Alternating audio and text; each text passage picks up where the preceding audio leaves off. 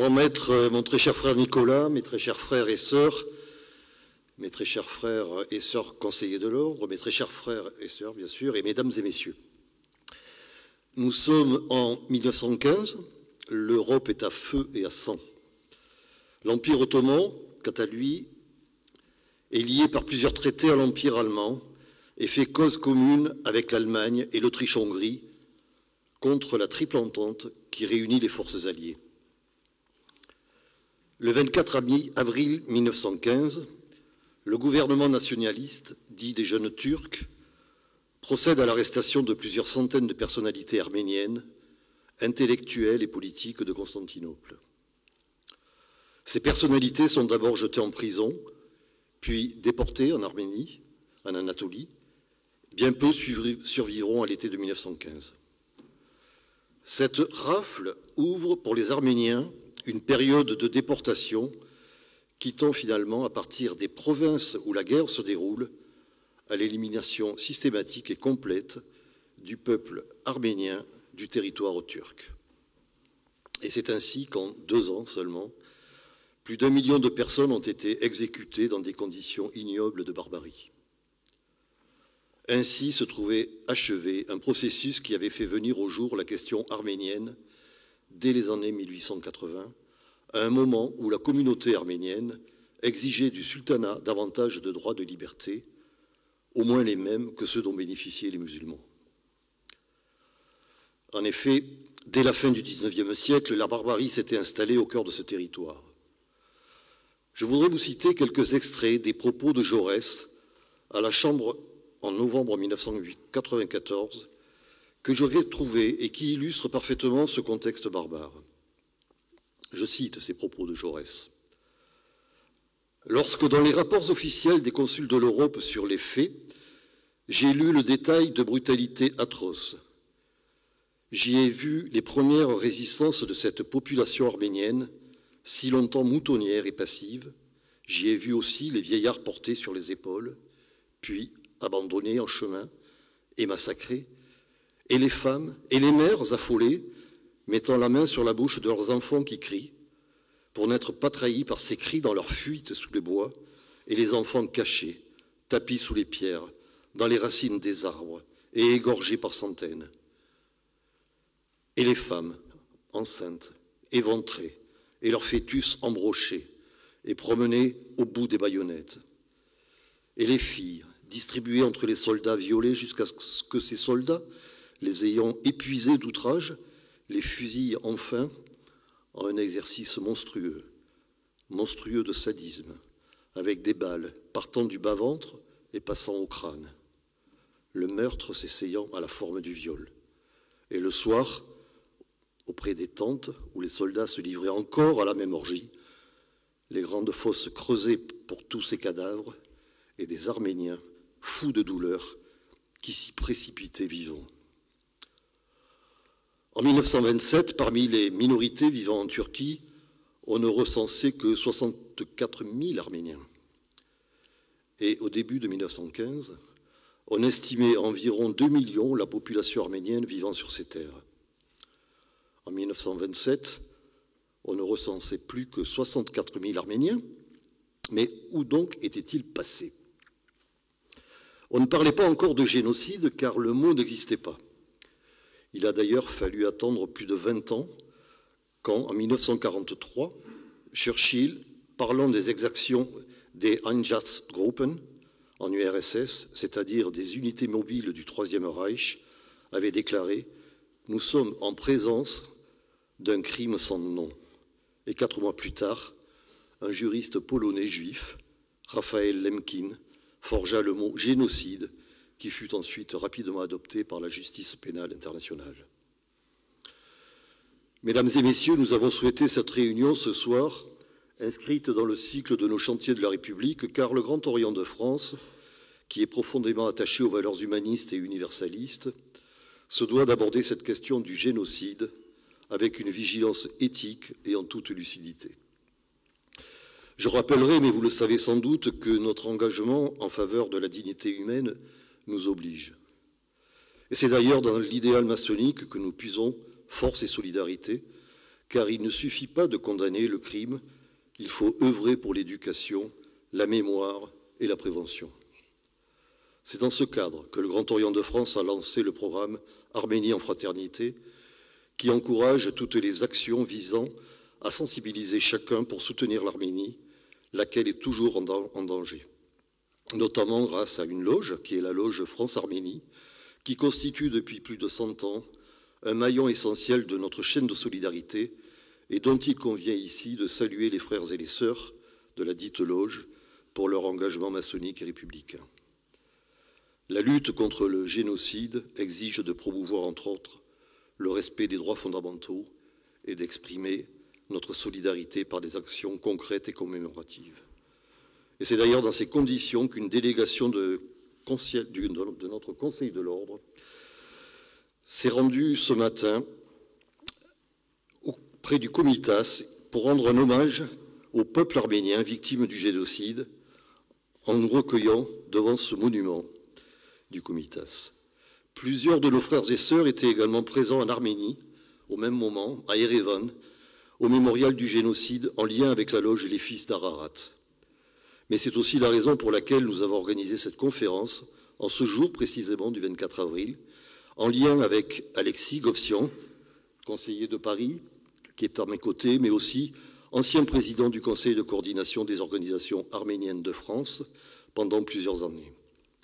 Alexis a accepté d'être le médiateur de cette conférence, mais avant de lui céder la parole, pour qu'il nous présente nos invités, ainsi que le déroulé de cette conférence, je vais vous inviter à une minute de silence à la mémoire des victimes du génocide arménien, de toutes les victimes des barbaries et de l'obscurantisme, avec aussi une pensée particulière au peuple arménien qui vit toujours des heures sombres.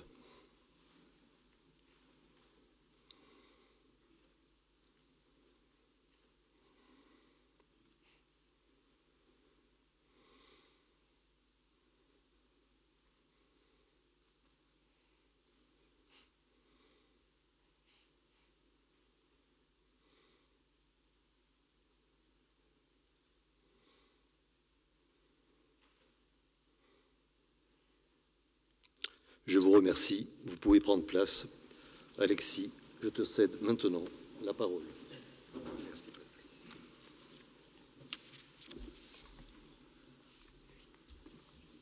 Cher Nicolas Penin, grand maître du Grand Orient de France, chers conseillères et conseillers de l'Ordre, chers toutes et tous en vos grades et qualités. Le grand maître adjoint à culture et extériorisation en charge des questions sociétales, Patrice Genet, que je remercie avec beaucoup d'amitié, vient de prononcer les mots d'accueil et préciser le cadre de notre soirée. Aussi, je souhaite très brièvement revenir sur les objectifs de cette conférence et vous présenter nos deux intervenants.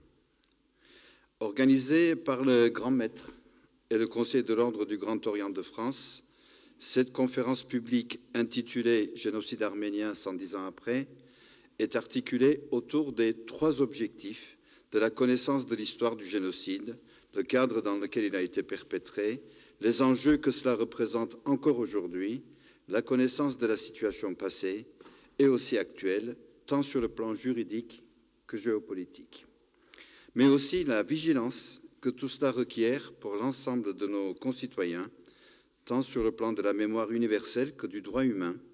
Nous y reviendrons, je pense, assez longuement. Enfin, un troisième objectif fort de la nécessaire espérance pour que tous les humanistes soient très nombreux autour de l'Arménie et de son peuple, afin qu'ils puissent vivre en paix et dans la sécurité. En d'autres termes, pour ce qui concerne le travail de mémoire, le travail de transmission, il s'agit donc d'un appel à la connaissance, à la compréhension des événements, au dialogue des savoirs et bien évidemment à la reconnaissance. C'est aussi cet appel à la vigilance contre la négation de la vérité, contre le refus de l'autre, contre la haine des autres, contre le négationnisme qui empêche la réparation et pour le partage d'humanité. Pour toutes ces raisons, vous avez décidé, cher grand maître, cher Nicolas, d'ouvrir ce temps mémoriel en ce jour si symbolique du 24 avril, par cette conférence avec 2 historiens de haut niveau qui ont bien voulu accepter de nous honorer de leur présence. Il s'agit aussi de nous attarder sur le processus génocidaire et les graves dangers auxquels fait face l'Arménie aujourd'hui, après les agressions et exactions d'Azerbaïdjan dans le Haut-Karabakh contre le peuple arménien. Je parle bien évidemment du nettoyage ethnique qui a eu lieu il y a plusieurs mois déjà, avec pour conséquence de vider les territoires arméniens de leurs habitants, femmes, hommes, enfants, personnes âgées, de mettre en prison et de torturer des personnalités, dont plusieurs dirigeants de l'État arménien. Villes et villages arméniens dans lesquels il n'y a plus d'école, plus d'infrastructures, plus d'administration, il n'y a plus d'église, il n'y a plus rien, il n'y a plus de vie. Cela se passe de nos jours en continuum du processus génocidaire, de tensions et de menaces de guerre et d'attaques de territoire, cette fois-ci même en Arménie. Nous espérons aussi que notre conférence d'aujourd'hui permettra de contribuer à la lutte contre l'obscurantisme et le fondamentalisme dans toute cette région et de promouvoir les valeurs humanistes et universelles. Dans ce cadre, nous pourrons rappeler les liens fraternels et d'amitié entre la France et l'Arménie et réaffirmer, comme vous venez de le faire, l'engagement et le soutien du Grand Orient de France avec un message fort et le programme Arménien en fraternité qui s'inscrit dans la durée. Voici, après ce rappel, je voudrais maintenant vous présenter nos 2 conférenciers. Tout d'abord, Claire Mouradian. Merci, chère Claire, d'être présente. Vous êtes historienne, spécialisée dans l'histoire et la géopolitique du Caucase, et plus spécifiquement dans l'histoire de l'Arménie et de la diaspora arménienne. Dans vos travaux, vous explorez notamment les relations interethniques dans la région du Caucase, l'émigration et la position des minorités. Vous êtes directrice de recherche émérite au CNRS, vous avez enseigné à l'EHESS, vous y avez aussi participé au Centre de recherche historique en tant que membre associé et au groupe de recherche en histoire arménienne. Vous étiez également responsable de l'équipe Caucase au Centre d'études russes caucasiennes, est-européennes et centra-asiatiques, appelé CERSEC, de l'École des hautes études en sciences sociales. Vous avez beaucoup œuvré, vous avez beaucoup écrit, plusieurs de vos ouvrages sont disponibles et très utiles pour tous ceux qui s'intéressent à ces questions. Je voudrais citer Les massacres des Arméniens, le meurtre d'une nation, un autre qui était intéressant, de Staline à Gorbatchev, Histoire d'une république soviétique, et donc l'Arménie. Le fameux Que sais-je, l'Arménie, qui a été très utile à beaucoup de gens pour comprendre ce qu'était ce pays et comment il pouvait exister dans cette région. Et vous avez aussi, en lien avec Denis Péchanski, que je salue, je sais qu'il doit savoir qu'on est ce soir ensemble, avec Denis Péchanski, et puis aussi Astrid Gatamian, qui est ici présente. Vous avez produit un magnifique ouvrage, Manouchian, Missak et Méliné, 2 orphelins du génocide des Arméniens, engagés dans la résistance française. Je ne l'ai pas avec moi parce qu'il est assez imposant, sinon j'aurais bien aimé le montrer. Mais nous avons, comme je disais, dans l'assistance, Astrid Gatamian, qui est historienne, docteur de l'INALCO et aussi chercheuse associée au CERSEC à l'EHESS. Nous aurons bientôt le plaisir de découvrir votre nouvel ouvrage, chère Astrid, qui s'appelle « Ceux de Manouchian », et donc qui permettra de revenir sur ces époques et sur les résistants, notamment engagés dans la résistance, qui étaient aussi très souvent communistes. Donc je pense que quand votre livre sortira fin mai, il y aura certaines loges qui vous accueilleront bien volontiers pour donner une conférence à ce sujet. Mais je reviens à notre chère Claire. Chère Claire, vous avez aussi écrit avec Raymond Kevorkian et Yves Ternon, qui est venu souvent ici également, le génocide des Arméniens de l'Empire ottoman, ceci dans le cadre du mémorial de la Shoah, en 2015, pour le centenaire du génocide arménien. Vous avez écrit Arménie, une passion française, le mouvement arménophile en France. Ce mouvement arménophile dont on fera peut-être le lien aussi avec Dreyfus tout à l'heure. Et enfin, vous avez écrit, vous avez participé, vous avez à la fois coordonné et participé à la rédaction d'un gros ouvrage, Ailleurs, hier, autrement, connaissance et reconnaissance du génocide des Arméniens. Ceci en lien avec la revue d'histoire de la Shoah, Georges Bensoussan et encore une fois Yves Ternon, qui sont bien connus ici, qui ont dû faire déjà plusieurs conférences dans ce cadre. Ensuite, deuxième intervenant, Vincent Duclerc. Merci Vincent d'avoir aussi accepté notre proposition.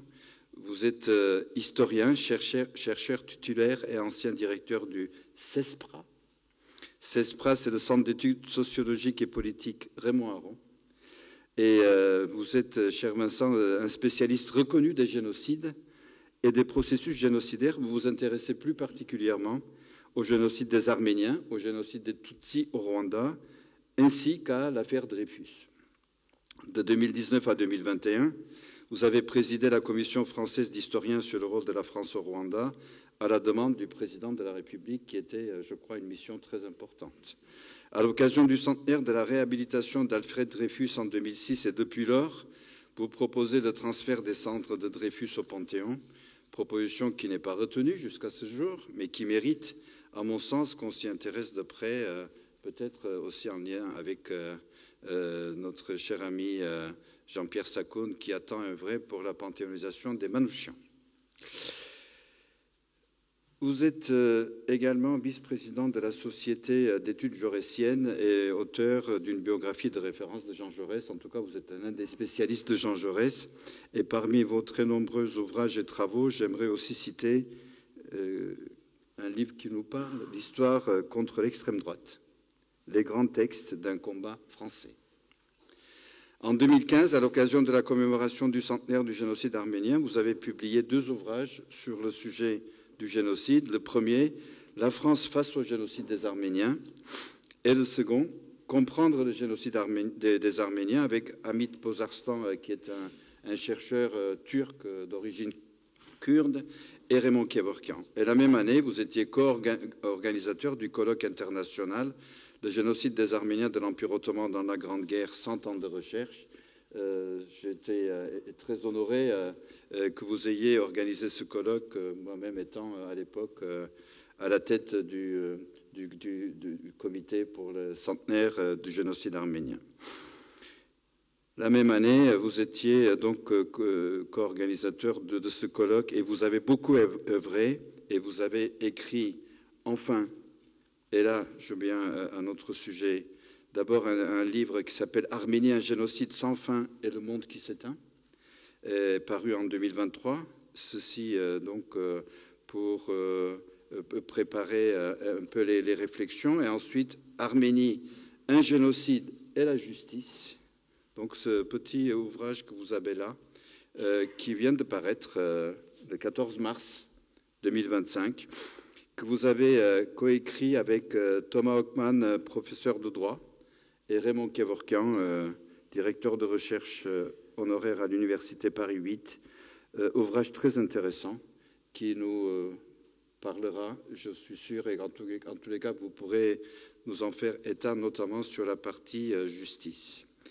Je vais d'abord demander à Claire Moradian de commencer cette conférence en faisant l'historique. Donc, camper le décor, parler de l'histoire du génocide, ses enjeux, comment les choses se sont passées, quelles étaient les causes, les liens, les conséquences. Et ensuite, on pourra continuer avec Vincent Duclerc sur la partie justice, réparation, reconnaissance. Donc, sur tous ces aspects-là, on pourra ensuite échanger, mais sans plus tarder, Claire, c'est à vous. Peut-être un micro, là, ici, comme... Hein? D'accord. Bah, viens là, alors. Il n'y a pas de souci.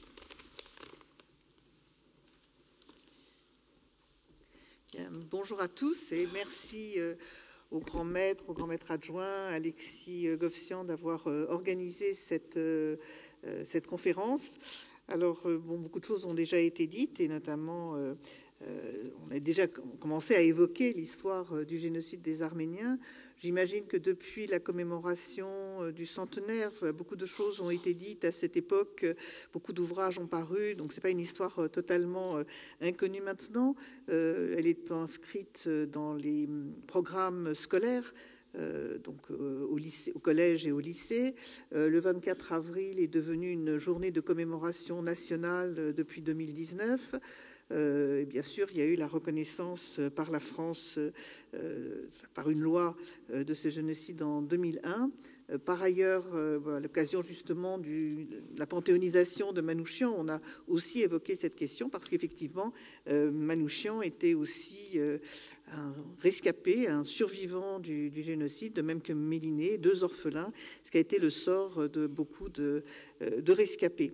Alors, je voudrais inscrire, moi, assez rapidement, parce que je pense qu'on va laisser aussi la place peut-être au débat et aux questions, l'histoire du génocide des Arméniens dans un contexte à la fois d'histoire nationale, mais aussi d'histoire impériale et d'histoire européenne, et puis peut-être aussi finir par la France, puisque nous sommes en France.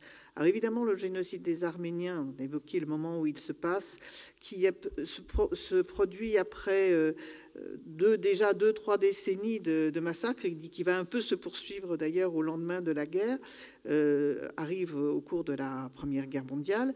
On l'a évoqué en 1915-16, mais c'est l'élément un petit peu central de l'histoire, de la longue histoire des Arméniens. 25 ou 30 siècles d'histoire, sur un territoire qui en porte encore quelques vestiges, même s'ils sont régulièrement, on tente régulièrement de les effacer. Donc c'est d'abord, bien évidemment, un moment particulier, un moment charnière, un moment de bascule complète de l'histoire nationale, moment où ils disparaissent de la plus grande partie de leur territoire historique. Alors il est vrai que la notion de territoire historique peut prêter à controverse parce que on retrouve au fil de ces 25 ou 30 siècles d'histoire un emplacement assez caractérisé. D'ailleurs, on parle du plateau arménien et qui porte encore des traces de ces vestiges.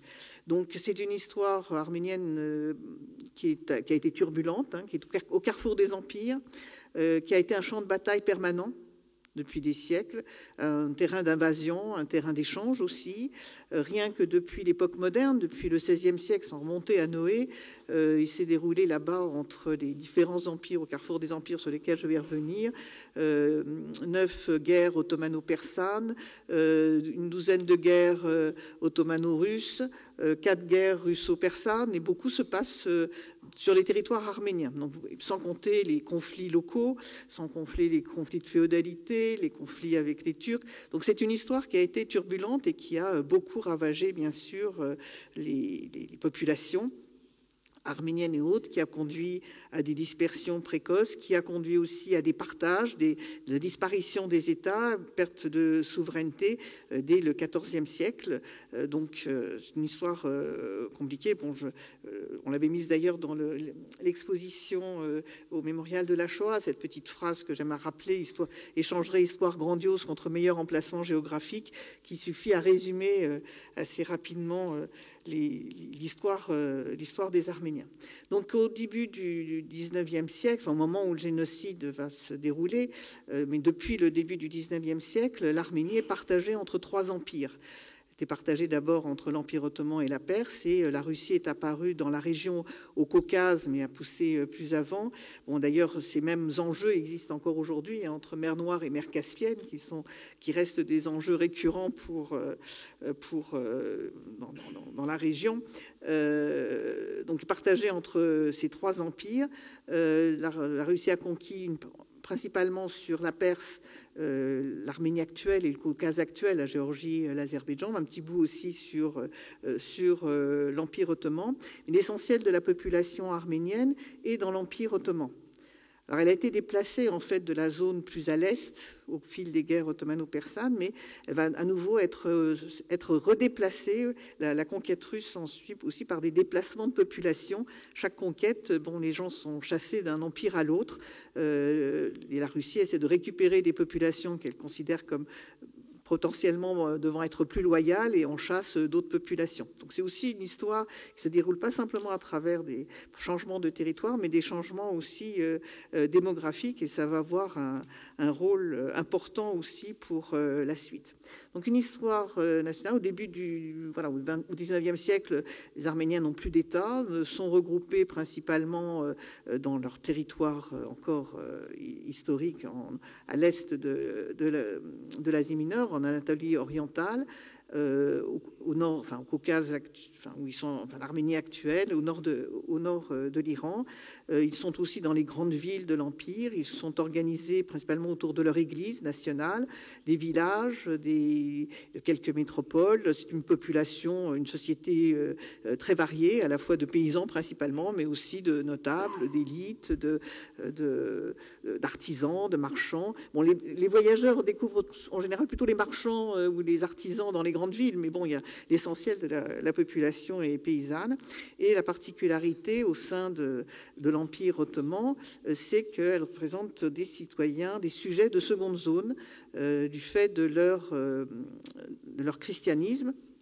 Donc, comme les autres populations non musulmanes, les Grecs, les Juifs, les Assyro-Chaldéens, ce sont des sujets dits dhimmis, de seconde zone, protégés, mais soumis à un certain nombre de discriminations, de statuts secondaires, pas le droit de porter des armes, pas le droit de porter tel ou tel vêtement, de porter des armes, problème en cas de justice. Donc c'est l'un des éléments importants, on l'a évoqué tout à l'heure, de l'Empire ottoman, c'est la question de l'inégalité des droits, comme dans beaucoup d'autres empires, entre les dominants et les dominés. Donc c'est aussi une population qui a été conquise, et leur situation va s'aggraver, n'est pas florissante, mais va s'aggraver au fil du XIXe siècle avec le déclin continu de l'Empire ottoman. Et la perte de territoire, donc diminution de l'assiette fiscale, au moment où l'Empire ottoman, pour essayer de se sauver, va aussi entamer des réformes. Donc, je évoquais très rapidement cet élément d'histoire nationale où les Arméniens ont conservé leur identité. Il y a eu aussi beaucoup de conversions forcées ou de conversions opportunistes au fil des siècles, mais ils sont encore principalement regroupés autour de leur église nationale sous la direction du patriarche de Constantinople. Alors l'église arménienne est aussi éclatée. Il y a un catholicossat à Etchmiadzin aujourd'hui en Arménie. Il y a différents évêchés, mais il y a aussi un patriarcat à Jérusalem. Il y a plusieurs catholicossats au fil de l'histoire. L'Église a été éclatée, mais il y a un catholicossat aussi en Cilicie, vestige du dernier royaume arménien. Mais pour l'Empire ottoman, le chef de la communauté, le Bilnet Bashi, c'est le patriarche arménien de Constantinople, qui est responsable pour les impôts, pour l'éducation, pour l'état civil. Dans le contexte ottoman, les Arméniens ont conservé aussi leur identité parce que c'est sujet de seconde zone, dhimmi, mais ils ont une certaine, entre guillemets, autonomie culturelle et religieuse. C'est-à-dire ils peuvent, à condition d'être soumis. Mais c'est une histoire, je vous dis aussi, impériale. Donc j'ai déjà évoqué à travers leur statut la question de l'Empire ottoman. Mais bon, on retrouve des éléments miroirs dans les autres empires. La situation n'est pas forcément toujours plus meilleure.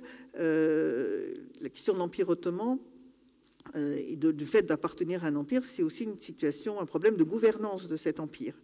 Et l'Empire ottoman, comme tout empire, d'abord il est très, très étendu à une époque, jusqu'au début, c'est une mosaïque ethno-confessionnelle avec différents statuts des populations, mais la gouvernance est compliquée, avec justement des difficultés, des populations centrifuges, et pas que les populations non musulmanes. Les populations musulmanes aussi peuvent être centrifuges, demander plus d'autonomie, que ce soit les Kurdes, les Arabes, les Albanais ou d'autres populations dans cet empire très vaste. Donc il y a des questions de gouvernance, le choix qui a été fait, donc justement, c'est ces statuts différents, mais qui vont... la gouvernance n'arrête pas à cela, c'est aussi la gouvernance au centre, les problèmes tout au long des sultanes-mères, des janissaires, des modes d'ancien régime qui vont contribuer aussi au déclin de cet empire. Donc il y a des problèmes de gouvernance intérieure, mais aussi des problèmes de confrontation avec les empires rivaux. Et donc les empires rivaux, qui bien sûr, eux aussi ont leurs ambitions, ont aussi leur expansion, profitent des affaiblissements. Et donc les empires rivaux, c'est d'abord les empires voisins, l'empire persan d'abord, qui a été un des grands rivaux, et ensuite surtout l'empire russe, qui profite de l'affaiblissement et qui s'étend. En utilisant différents moyens, les moyens militaires, les moyens économiques, l'utilisation aussi des questions nationales, des questions des minorités dont le sort n'est pas très enviable, et aussi les grandes puissances impériales internationales. Donc il y a une histoire régionale des empires, mais il y a aussi une histoire plus large, dans ce contexte, et les empires... Dans les empires rivaux, il y a aussi l'Autriche-Hongrie, dans les Balkans. Il y a donc l'Empire ottoman s'étendait dans les Balkans. Il y a bien sûr l'Angleterre, la France. Et donc tous ces empires aussi vont essayer de tirer parti du déclin de l'Empire, qui essaie de se réformer, mais qui ne va pas arriver d'une part à mettre en place une citoyenneté ottomane, malgré plusieurs tentatives, donc à essayer de sauver l'Empire en déclin par les changements institutionnels cimentés autour de cette idée de citoyenneté ottomane, qui va essayer de se moderniser aussi matériellement, donc ça sera plus réussi, au prix d'emprunts. Donc, par ailleurs, ça va aggraver la situation économique intérieure. D'autant plus que, je vous disais, avec le déclin, la perte des territoires successifs, commence par l'Algérie en 1830, au profit de la France, la Grèce, bien sûr, le reste des Balkans, peu à peu, tout au long du XIXe siècle, une partie des zones proches du Caucase. Donc moins de territoire, moins d'hommes pour payer des impôts au moment où on fait de plus en plus de dépenses. Donc il y a ces phénomènes qui aggravent aussi les situations locales.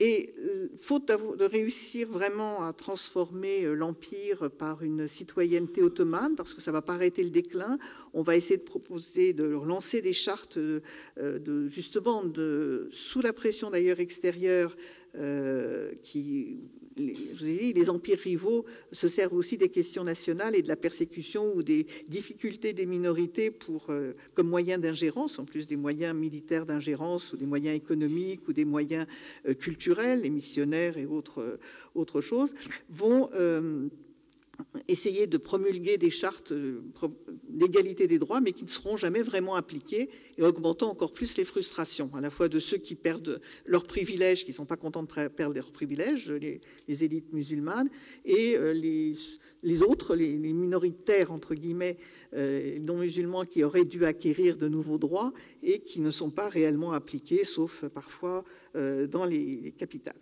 Donc les processus génocidaires commencent aussi par cette question de droit et de discrimination.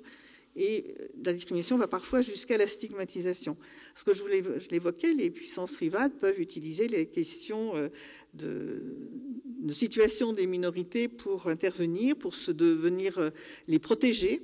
Il y a aussi des statuts de protégés, par exemple de la France ou d'autres puissances avec quelques clients, entre guillemets, qu'on se forge. Et ces interventions d'humanité qui ne vont pas toujours être suivies des faits, même rarement suivies des faits, désignent encore plus les gens qui sont visés comme cible à abattre, parce qu'ils deviennent peu à peu suspects aux yeux d'un empire en déclin. Donc après une première période où il y a eu une tentative de l'Empire ottoman de créer cette citoyenneté ottomane, sous le règne d'un sultan devenu hélas célèbre comme le sultan rouge, le fameux grand seigneur SAIGNEUR, le sultan Abdulhamid, qui monte sur le trône au moment où il affronte une nouvelle défaite face à la Russie, où il perd encore des territoires à l'Est et dans les Balkans. Son projet, après avoir laissé passer une première constitution ottomane, va être de la suspendre immédiatement dès 1878 et d'opter plutôt pour une politique musulmane, donc s'appuyant sur une des composantes de la société contre l'autre.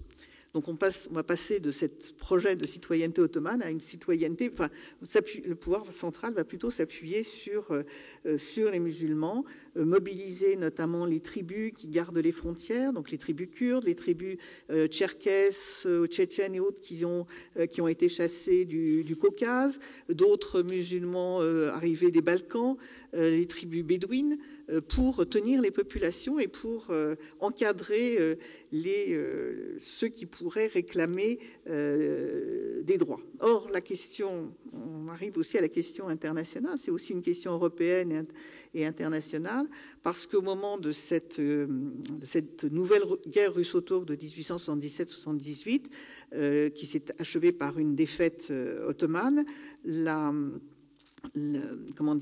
question arménienne, la question des Arméniens est apparue dans les traités de paix. Dans le traité de Berlin de 1878, pour la première fois, on évoque la question d'une nécessité de réforme pour la protection des personnes et des biens, pour la sécurité des personnes et la protection des biens contre les exactions des tribus kurdes et tcherkesses. Alors c'est un petit article, une des clauses du traité qui ne va pas très loin, ne parle pas d'autonomie, d'indépendance, mais juste préalablement, il y a eu l'indépendance de la Grèce après les interventions européennes, il y a eu les indépendances dans les Balkans, donc ça devient, il y a un effet de menace qui apparaît aux yeux du sultan à partir de cette clause.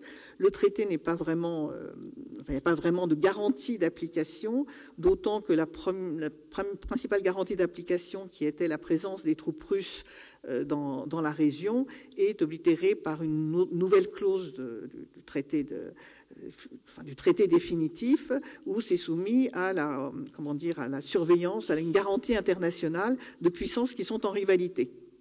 Et pour prix de leur bon service, pour avoir obtenu ce recul, l'Angleterre va bénéficier d'un point de chute à Chypre, d'une base à Chypre, l'Autriche-Hongrie d'une protection sur la Bosnie-Herzégovine à l'origine de futurs conflits. Mais à travers cette apparition sur la scène internationale, les Arméniens vont apparaître comme une menace pour un empire qui décline et qui se radicalise dans sa gouvernance. Et donc cette radicalisation va aller en s'accroissant, et la solution choisie à un moment donné pour faire taire les Arméniens qui osent revendiquer l'application des réformes promises et l'application de l'égalité des droits va être sanglante. On a évoqué tout à l'heure les fameux massacres hamidiens, à l'origine d'ailleurs d'un mouvement arménophile en France et en Europe et aux États-Unis.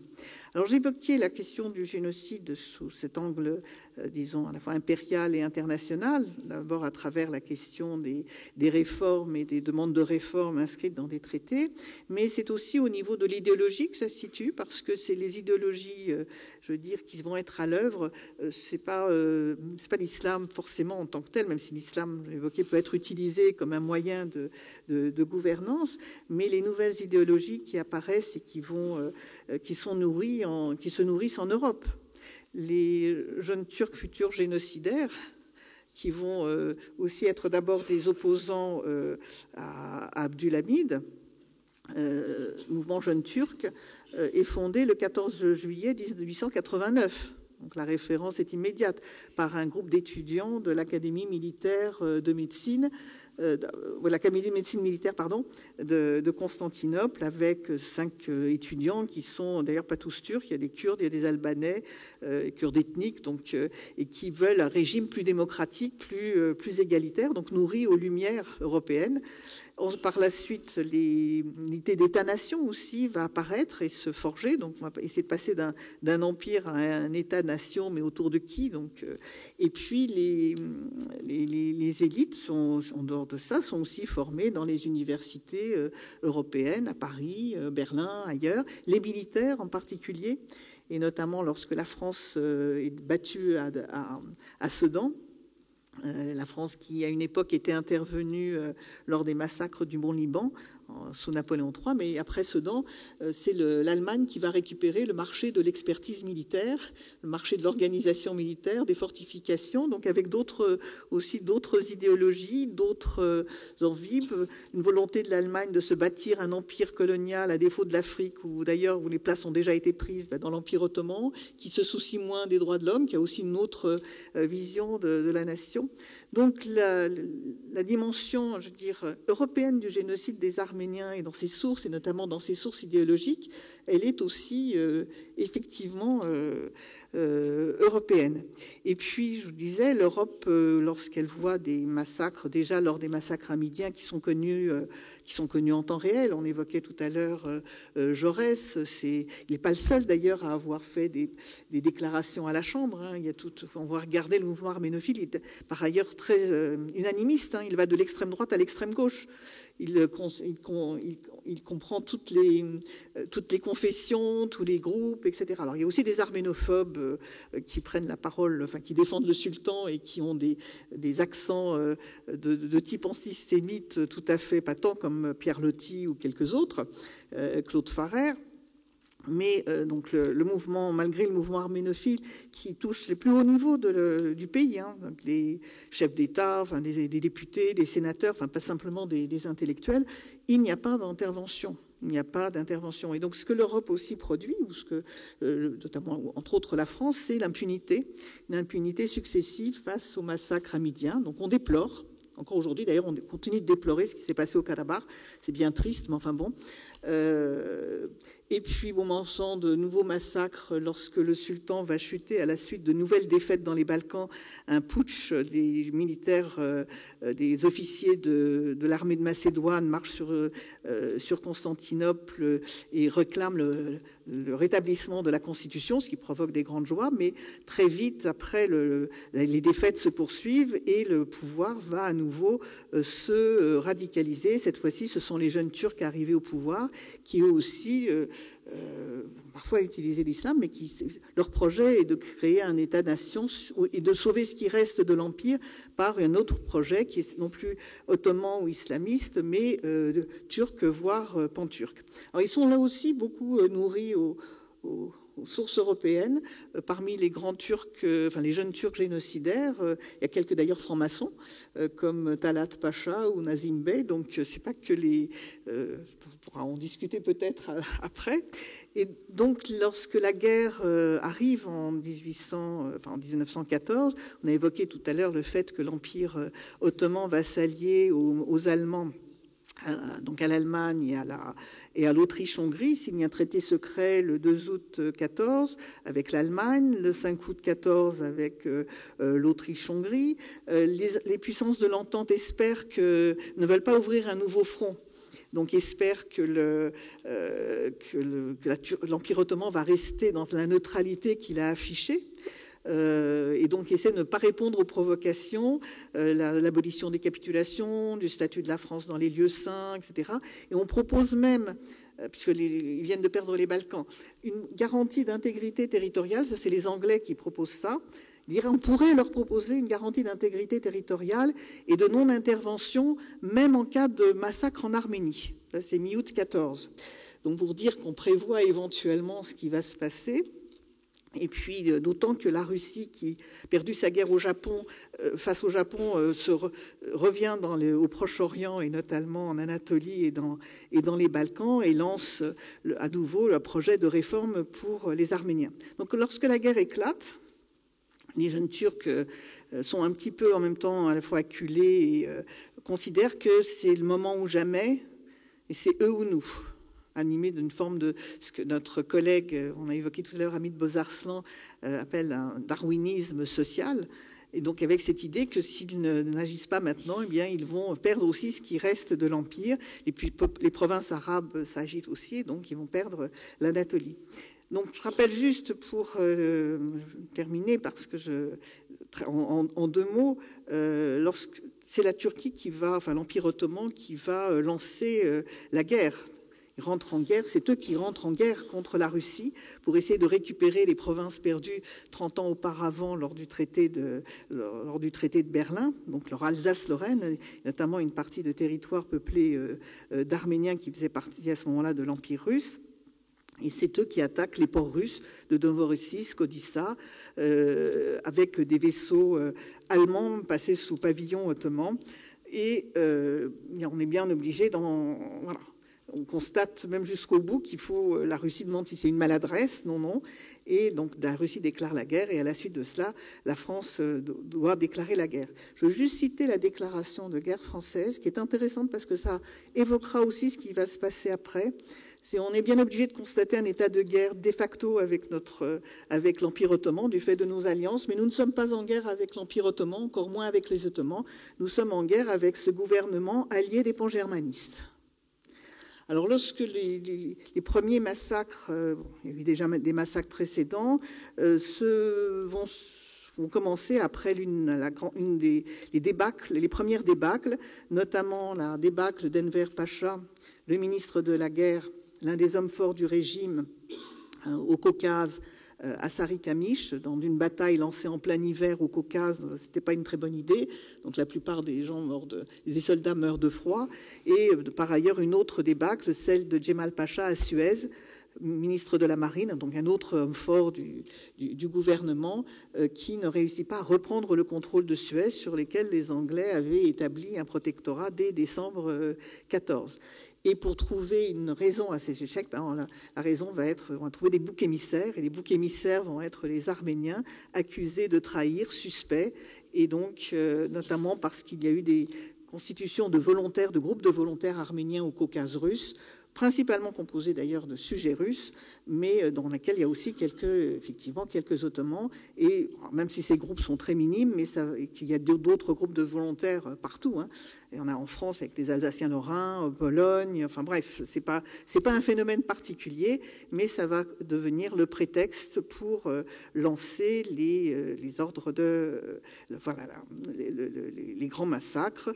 Commence par l'arrestation, le désarmement des soldats, parce que maintenant, avec le rétablissement de la Constitution, ils sont conscrits, les Arméniens sont conscrits comme les autres, donc ils sont désarmés, affectés à des bataillons de travail, finalement exécutés.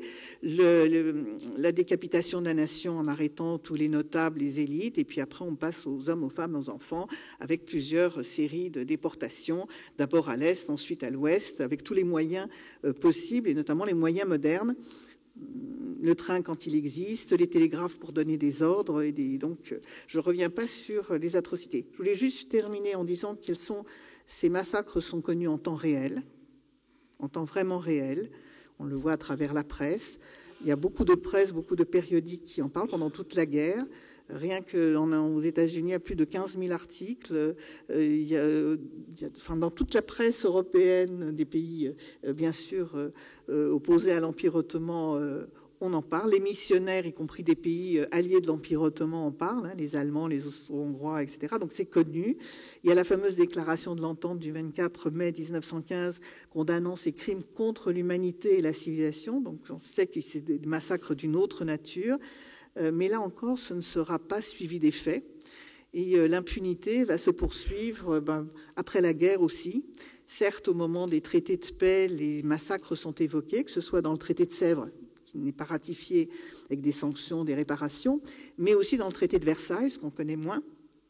Et dans l'annexe 7 du traité de Versailles qui lui est ratifié, il y a la liste des criminels jeunes turcs que notamment les Britanniques demandent à l'Allemagne d'extrader, parce qu'une partie a aussi commis des atrocités contre les prisonniers de guerre. Donc on sait ce qui s'est passé, on sait en temps réel, mais là encore, il y aura une impunité, comme précédemment. Et finalement, bien, le rapport de force évoluant avec le mouvement kémaliste, la fin de l'éphémère première indépendance née de l'implosion de l'Empire russe, la dispersion des survivants. Puis les survivants, c'est principalement des orphelins et des femmes, donc ayant peu de pouvoir. Et donc finalement, cette question sera enterrée, la question arménienne, comme la question d'Orient, par voilà, le traité de Lausanne avec l'Empire ottoman, la reconnaissance de l'URSS qui signe la fin des indépendances. Et voilà, on continuera de déplorer, puis on oubliera avant que la question renaisse par la force aussi des descendants des survivants. Donc, elle sera rappelée perpétuellement en 1945 au moment de la création de l'ONU, et puis en 1965 avec le cinquantenaire, et puis au centenaire, etc. Donc, au bout de... Malade avait dit qu'il réussirait à donner une solution finale, en finir avec la question arménienne pour au moins 50 ans, beaucoup mieux que Abdulhamid. Il n'avait pas totalement tort, mais la question n'a pas été oubliée, comme on peut le voir aujourd'hui. Je suis désolée, j'ai peut-être été un peu longue, mais je vais terminer là-dessus et laisser la parole à Vincent.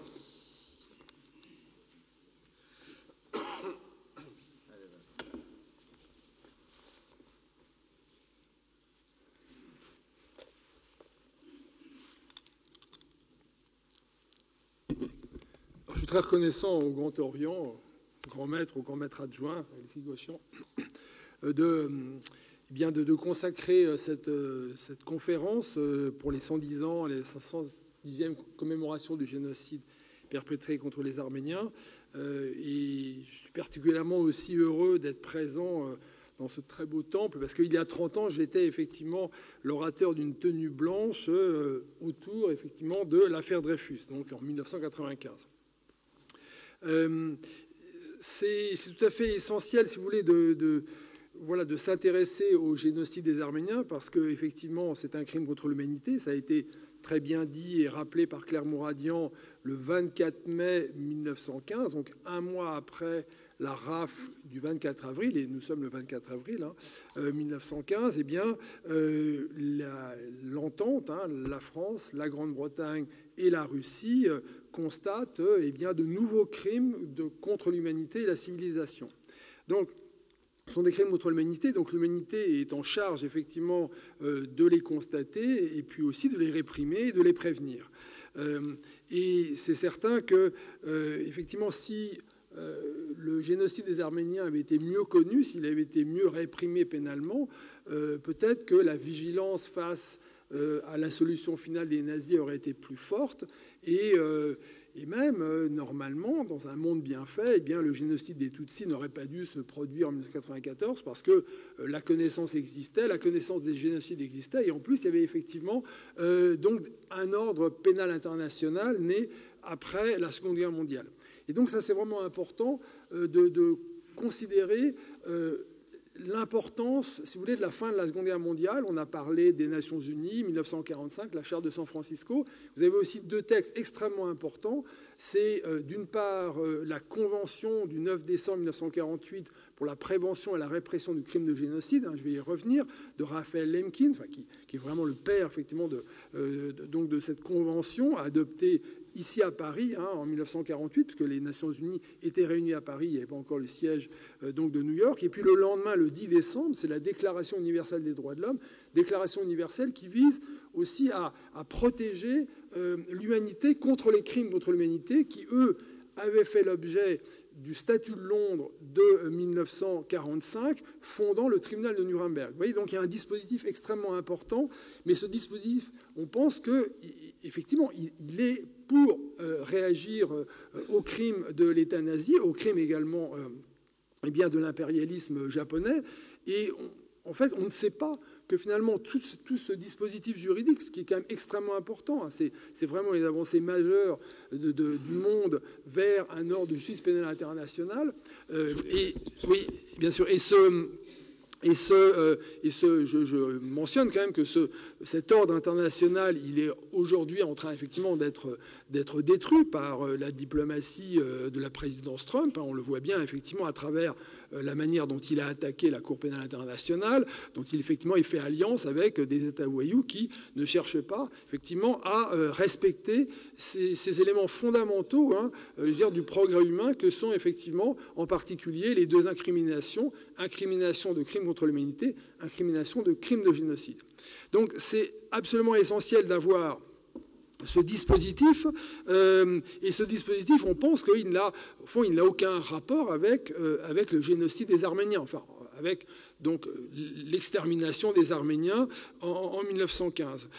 Et dans la mesure où finalement l'idée répandue, c'est qu'il n'y a pas eu de verdict de justice sur le génocide des Arméniens, que le génocide des Arméniens ne relève pas en fait de la justice pénale internationale, eh bien l'impunité se poursuit, les crimes se poursuivent, et ce qui s'est passé au Haut-Karabakh, donc exactement le 19 septembre 2023, c'est-à-dire l'assaut massif de l'Azerbaïdjan soutenu par la Turquie donc sur cette république autonome, et la fuite immédiate des 120 000 Aksariotes, des habitants du Haut-Karabakh, en Arménie, en République d'Arménie. Pourquoi est-ce qu'ils ont fui? Parce que on parle d'épuration ethnique. L'épuration ethnique, souvent, elle se fait, comme en ex-Yougoslavie, par la menace, par la menace des agresseurs. Là, les Aksariotes partent d'eux-mêmes, alors même que les Azerbaïdjanais disent « Ah ben non, mais écoutez, restez, vous êtes citoyens azerbaïdjanais, pourquoi partir ?» etc. Non. Et donc cette épuration ethnique, finalement techniquement très très bien réussie, a réussi parce que l'Azerbaïdjan a utilisé en fait un moyen absolument décisif qui est un acte de génocide, c'est-à-dire de fermer, donc d'empêcher les Aksariotes de manger, donc d'utiliser l'arme de la faim pour les terroriser, peut-être aller jusqu'à les détruire. Et donc, à partir du moment où il y a cette invasion, eh bien, les Aksariotes sont absolument terrorisés et décident de garder la vie et de fuir. Donc l'utilisation de cet acte de génocide, c'est-à-dire la faim, et ça c'est dans la Convention génocide, c'est un des éléments de la Convention génocide, et Raphaël Lemkin était très sensible, je veux dire, à l'utilisation de la famine, notamment dans le ghetto de Varsovie ou contre les Arméniens. Eh bien, cette utilisation-là permet de comprendre quoi? Permet de comprendre qu'il y a un long temps du génocide. Il y a un long temps du génocide, il y a un très long temps, qui commence effectivement avec les grands massacres hamidiens, parce que les grands massacres hamidiens, ceux qu'on a évoqués, ceux que Jaurès dénonce, et Jaurès dit une phrase extrêmement importante. On comprend que ces massacres, ce n'est pas des massacres habituels, c'est un processus génocidaire qui est en cours. Pourquoi? Parce que Jaurès, à la Chambre des députés, avec aussi des députés catholiques comme Denis Cochin ou d'autres, Jaurès il a une expression absolument lumineuse, si je peux dire le terme, pour définir ce qui se passe donc en Anatolie. Et vous avez effectivement, monsieur le grand maître adjoint, bien rappelé effectivement ce que disait Jaurès et ces atrocités qui dépassent le seuil. Il dit « Une guerre d'extermination a commencé contre les Arméniens ». Et donc cette guerre d'extermination, vous voyez, c'est déjà effectivement le début du génocide. Ce n'est pas une reconstruction de l'histoire. Les témoins le disent bien. Donc de 1894 à finalement 2023, c'est un génocide sans fin. D'accord.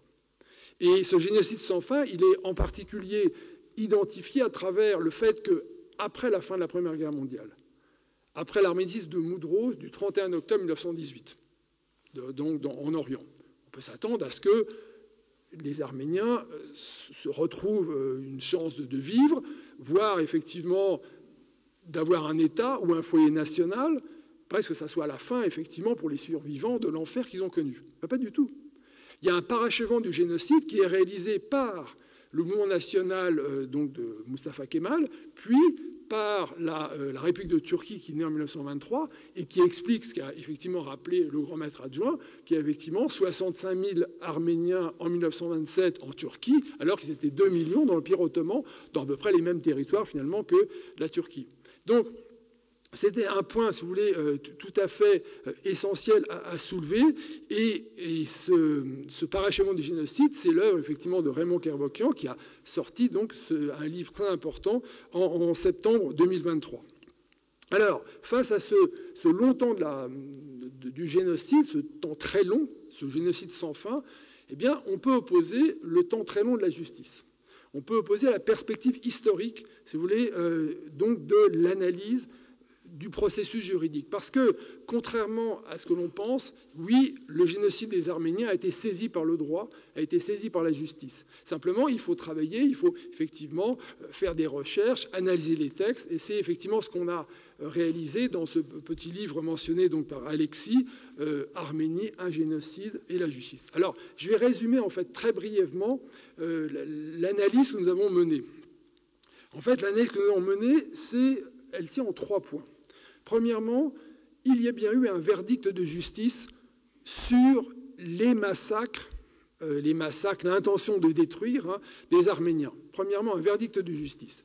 Deuxièmement, l'analyse de ces massacres donc intentionnels et planifiés a amené en fait une idée de justice pénale internationale. Donc on peut dire que ce qu'on appelle le génocide des Arméniens eh bien, est à l'origine du mouvement de création d'une justice pénale internationale. Claire Mouradian l'a déjà un peu évoqué à travers ce qui a été fait dans les traités de Sèvres et de Versailles.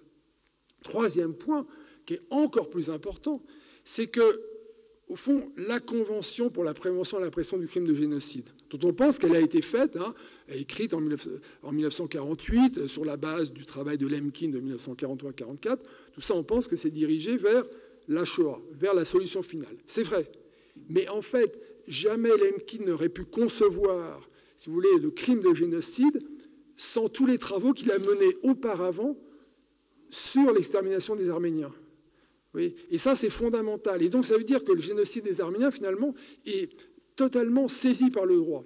Et donc, je vais éclairer rapidement donc ces éléments. D'abord, ce verdict de justice. Ce verdict de justice, c'est pas le verdict de Nuremberg, ça c'est vrai.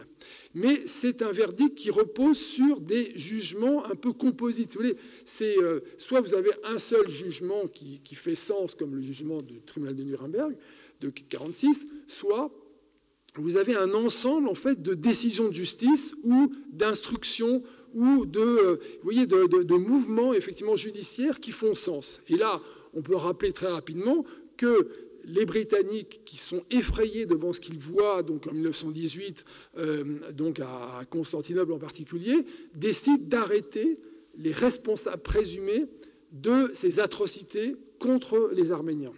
Ils en arrêtent 250 qu'ils donc incarcèrent sur l'île de Malte, avec effectivement un début, si vous voulez, d'instruction de la common law britannique pour donc juger ces 250 cadres responsables donc des atrocités.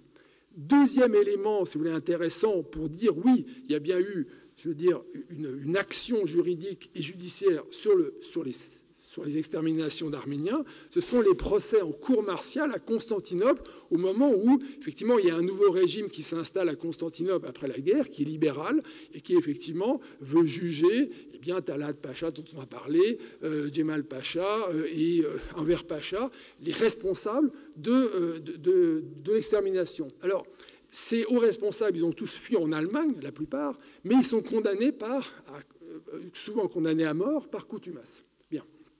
Et troisième élément pour ce verdict de justice, c'est la décision d'un tribunal de Berlin donc d'acquitter, ou de relaxer un jeune étudiant Sogomon Tehlirian qui assassine à Berlin Talat Pacha, donc le ministre de l'Intérieur, l'un des grands responsables du génocide des Arméniens.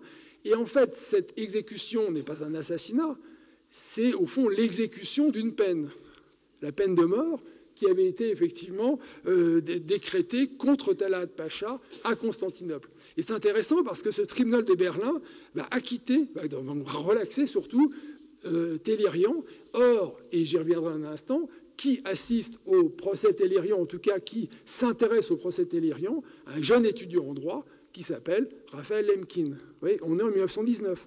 Donc effectivement, c'est très intéressant de voir ces évolutions donc, et de comprendre que, 1921 pour Tehlirian. Et donc, première démonstration rapide, si vous voulez, il y a un verdict de justice si on rassemble les cours martiales de Constantinople, les décisions britanniques de juger et puis le procès Tellurian de 1921. D'accord.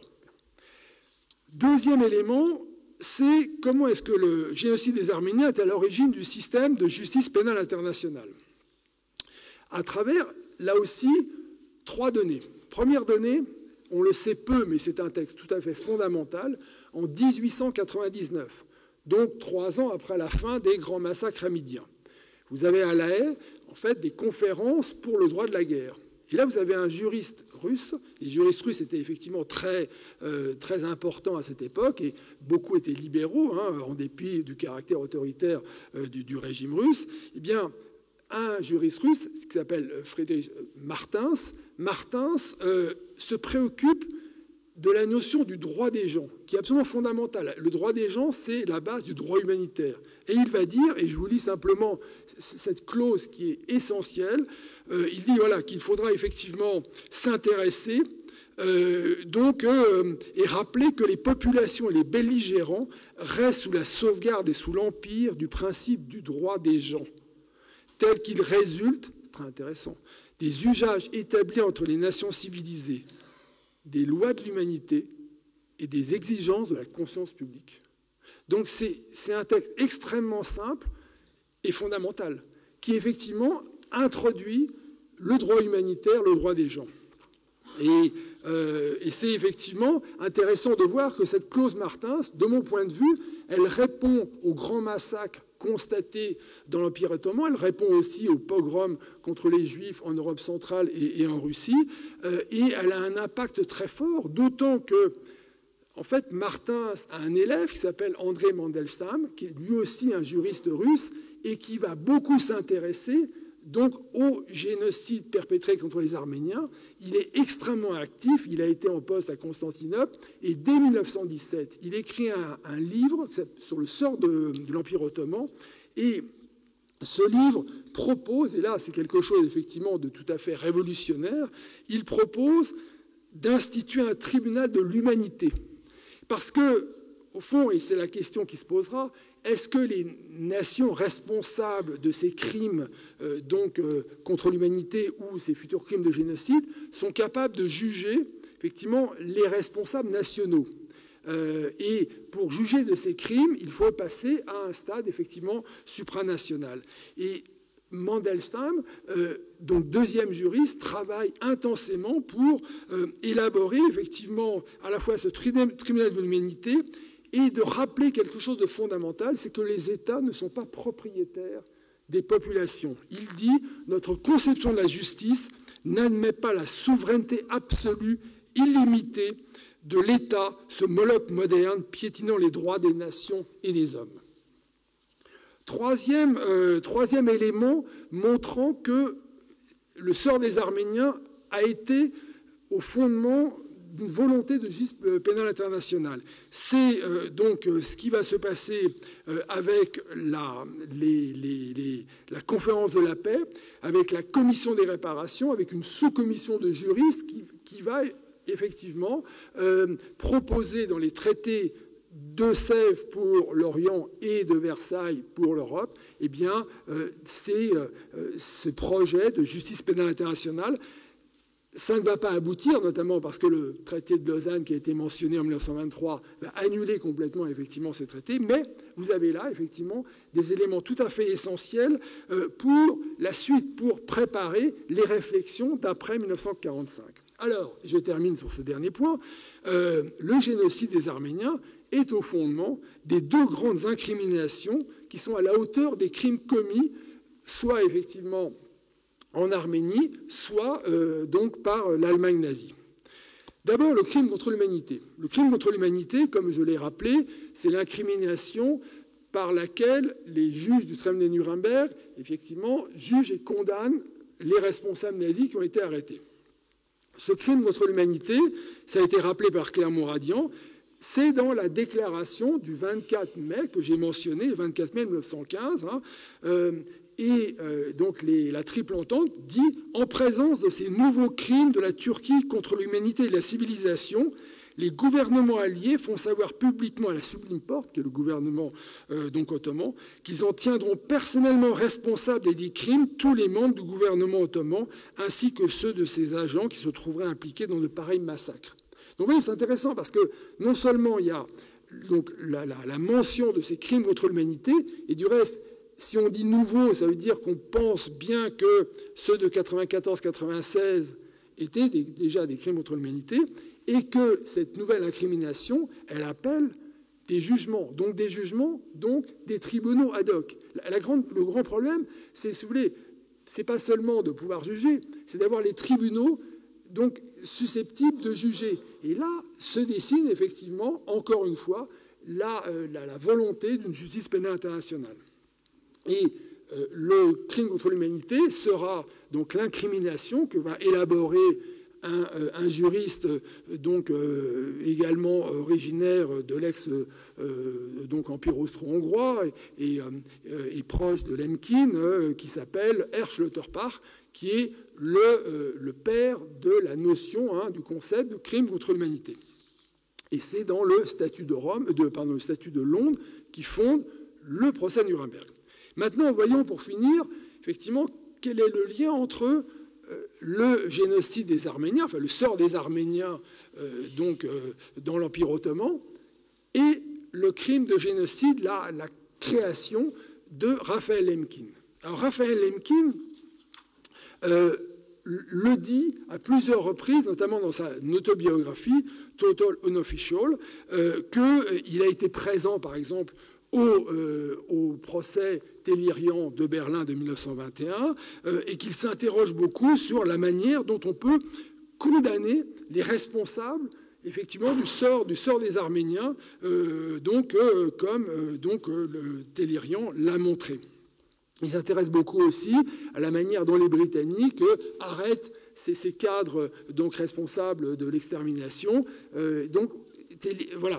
Lemkin réfléchit sur la base de l'histoire des Arméniens.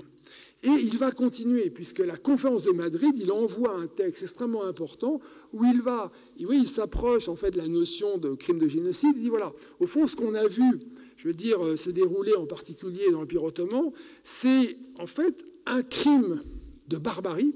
Et donc barbarie, on voit bien que c'est un mot assez classique à l'époque, mais pour dire on franchit des seuils, et un crime de vandalisme. Le vandalisme, c'est de s'acharner sur les biens matériels, symboliques, pour au fond faire en sorte que les victimes, le groupe que l'on cible, disparaissent de terre, n'ait jamais existé. En fait, un génocide, il faut se souvenir que c'est à la fois métaphysique, à la fois physique plutôt, les personnes disparaissent, et métaphysique, puisque c'est toute la dimension mentale, spirituelle qui est effacée. Donc, vous voyez, il s'en approche. Ensuite, il va écrire donc le livre dans lequel il définit le crime de génocide, qui s'appelle Axis Rule in Occupied Europe, c'est-à-dire l'Europe occupée par l'Axe. Et là, dans ce livre, il n'y a pas de mention du sort des Arméniens. Sauf qu'il reprend ce qu'il a dit à Madrid, il le met dans son livre, donc c'est intéressant, sauf qu'il insère dans son livre la réflexion sur la clause Martens de 1899, vous voyez, et qui, dans son livre, il regrette même qu'il n'y ait pas eu une répression judiciaire dans l'entre-deux-guerres. Et on en arrive à la Convention, et là je voudrais terminer, parce que je pense qu'il y aura des questions aussi sur l'exposé de Claire Mouradian et sur moi-même, sur le mien. On arrive à la fameuse Convention du 9 décembre 1948. C'est un texte majeur, parce qu'il y a une définition absolument claire qui est très opérationnelle sur le génocide, génos sidéré, le groupe et l'assassinat, donc soulignant l'intention de détruire en tout ou en partie. C'est-à-dire que si un État décide d'éliminer un groupe qu'il définit et qu'il n'élimine qu'une partie du groupe, on est déjà dans le cadre d'un génocide. Vous voyez. Donc on peut déjà prévenir, c'est intéressant, on peut prévenir avant même ce qu'on appelle la phase paroxystique, où là, effectivement, l'extermination est totale. Et ensuite, Lemkin dit que voilà, on détruit un groupe national, ethnique, racial ou religieux avec différents moyens.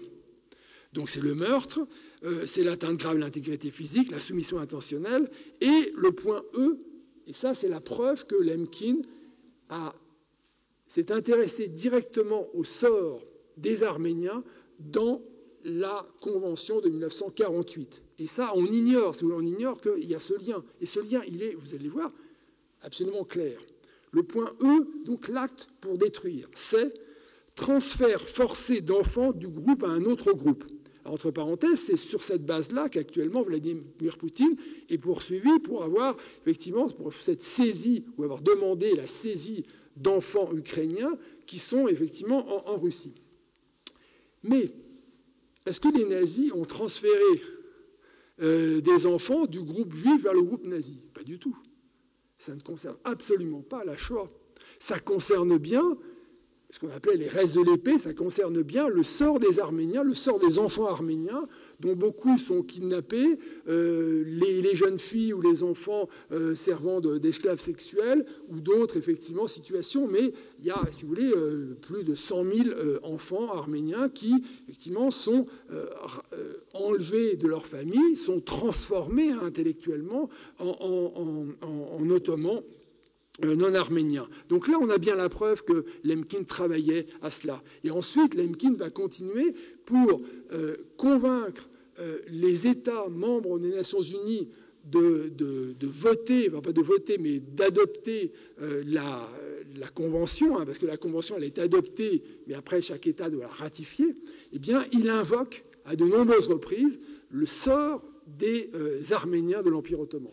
Donc, pour effectivement conclure, je dirais que, vous voyez, cette démonstration en 3 points, c'est-à-dire sur un verdict de justice, sur le fait que le sort des Arméniens a déterminé les premières bases de la justice pénale internationale et que le sort des Arméniens est vraiment au fondement de la création des 2 incriminations majeures, crime contre l'humanité, crime de génocide, on a là aussi des éléments extrêmement importants pour dénoncer aussi les atteintes, je veux dire, aux Arméniens, les atteintes à la vie des Arméniens, notamment dans le Caucase, pour montrer que, effectivement, c'est un patrimoine universel majeur, en tout cas pour les juristes et pour les cours pénales nationales et internationales. Et, pour terminer, ça ouvre aussi des perspectives sur la pénalisation de la négation du génocide des Arméniens.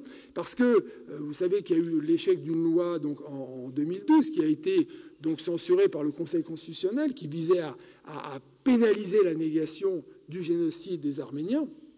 Mais si l'on considère qu'aujourd'hui, eh bien, le génocide des Arméniens est en lien direct avec la Convention génocide, donc avec un statut, on peut effectivement là, de manière presque automatique, eh bien, utiliser ce qui fonctionne bien aujourd'hui, c'est-à-dire la loi Guesso qui pénalise la négation de la Shoah, mentionne, si vous regardez la loi, qui notamment corrige la loi de 1980 sur la presse, la loi Guesso dit bien, se rapporte bien aux crimes contre l'humanité définis par le statut de Londres du procès Nuremberg.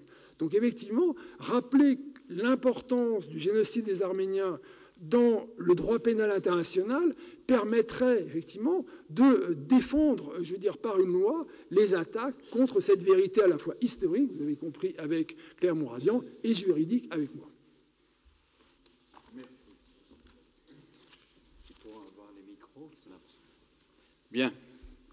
Merci pour ces 2 conférences. On vous aurait écouté pendant des heures, je pense, parce que il y avait tellement de sujets et tellement passionnants. Désolé, Claire, d'avoir fait en sorte que la conférence soit écourtée. Je suis persuadé qu'en tout cas, les loges présentes ici, leurs responsables voudront vous contacter pour d'autres conférences parce que chacun de vous mérite effectivement tout le temps nécessaire pour les discussions.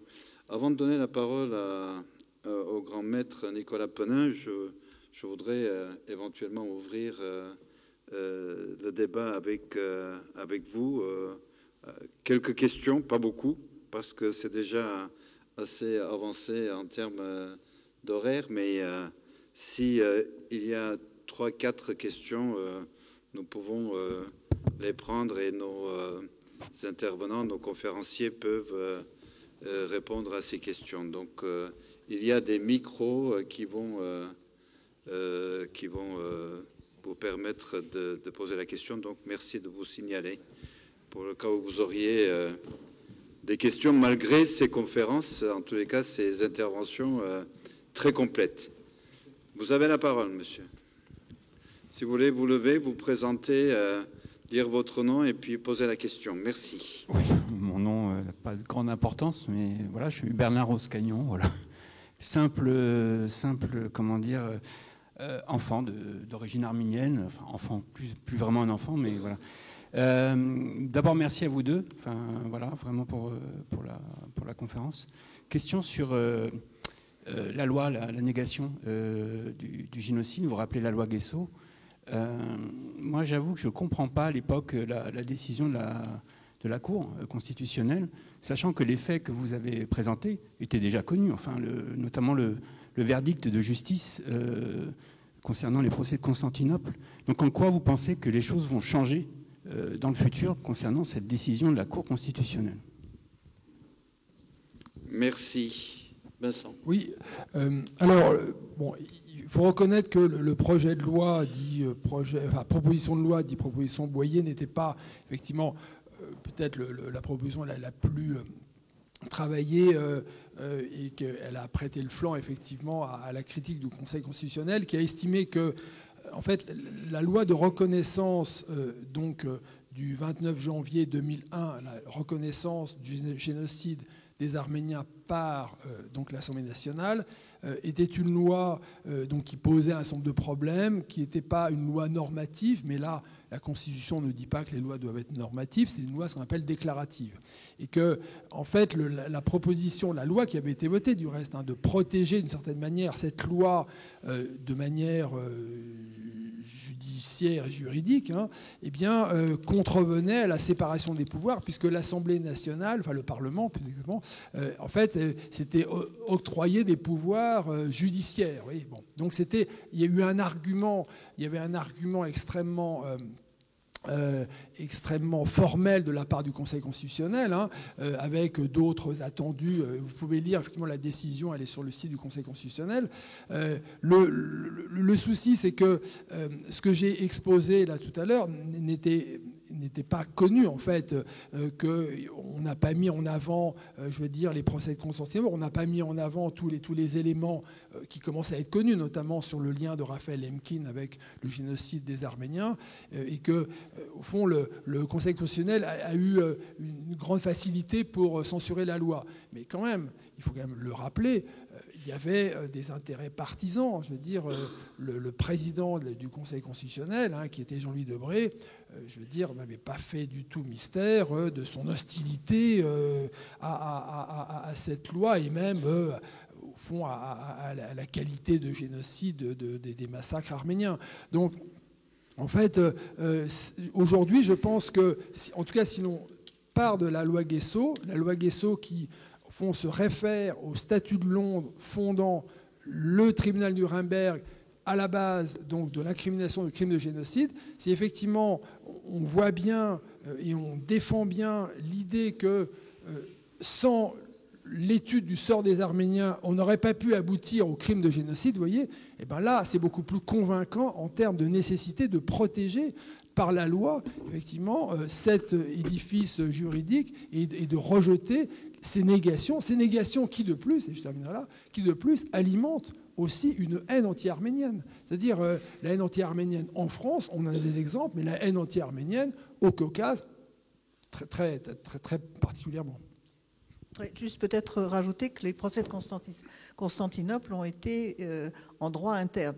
Les Turcs, les Ottomans, ont obtenu de le faire en droit interne. Il y a eu d'ailleurs un autre procès équivalent à celui de Télirian, le procès Torlakian fait par les Anglais, mais ils ont tous ils ont obtenu cela, de le faire en droit interne. Donc l'idée, c'était que pour la loi, lors du retocage de la loi pénalisant le négationnisme, il fallait un tribunal international. Alors, donc Vincent a expliqué cela très bien.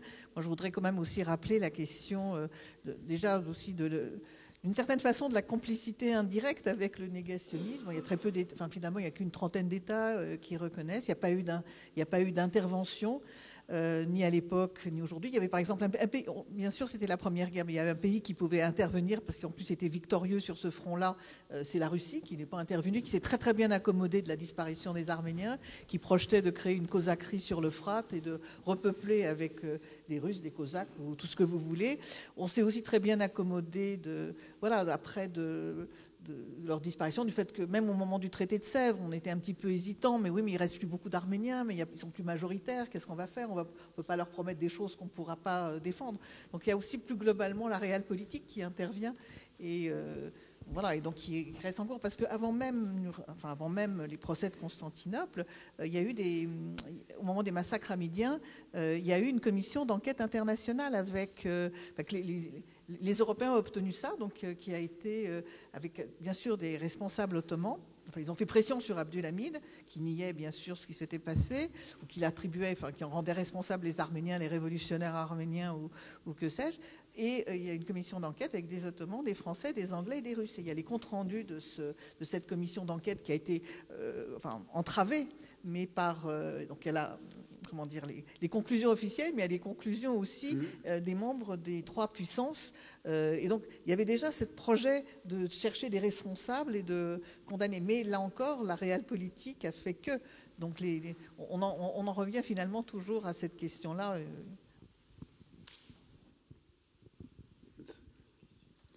Alors, question courte, et je vous promets des réponses courtes. Richard Simonian, Grande Loge de France. Deux questions. J'ai eu des employés qui étaient des Arméniens, dont on les avait obligés à changer de nom, de prendre des noms turcs. Par contre, sur leur papier d'identité, il figurait bien qu'ils étaient arméniens. Donc, quand on a dit qu'on avait pris des enfants pour les rendre turcs, ils avaient quand même les origines marquées sur leur papier d'identité qu'ils étaient arméniens. Ça, c'est ma première question. La deuxième question, sauf erreur de ma part, j'ai ouï dire que Simone Veil avait refusé la reconnaissance du génocide arménien. J'aimerais savoir ce que vous en pensez. Une autre question? Là, ici, s'il vous plaît.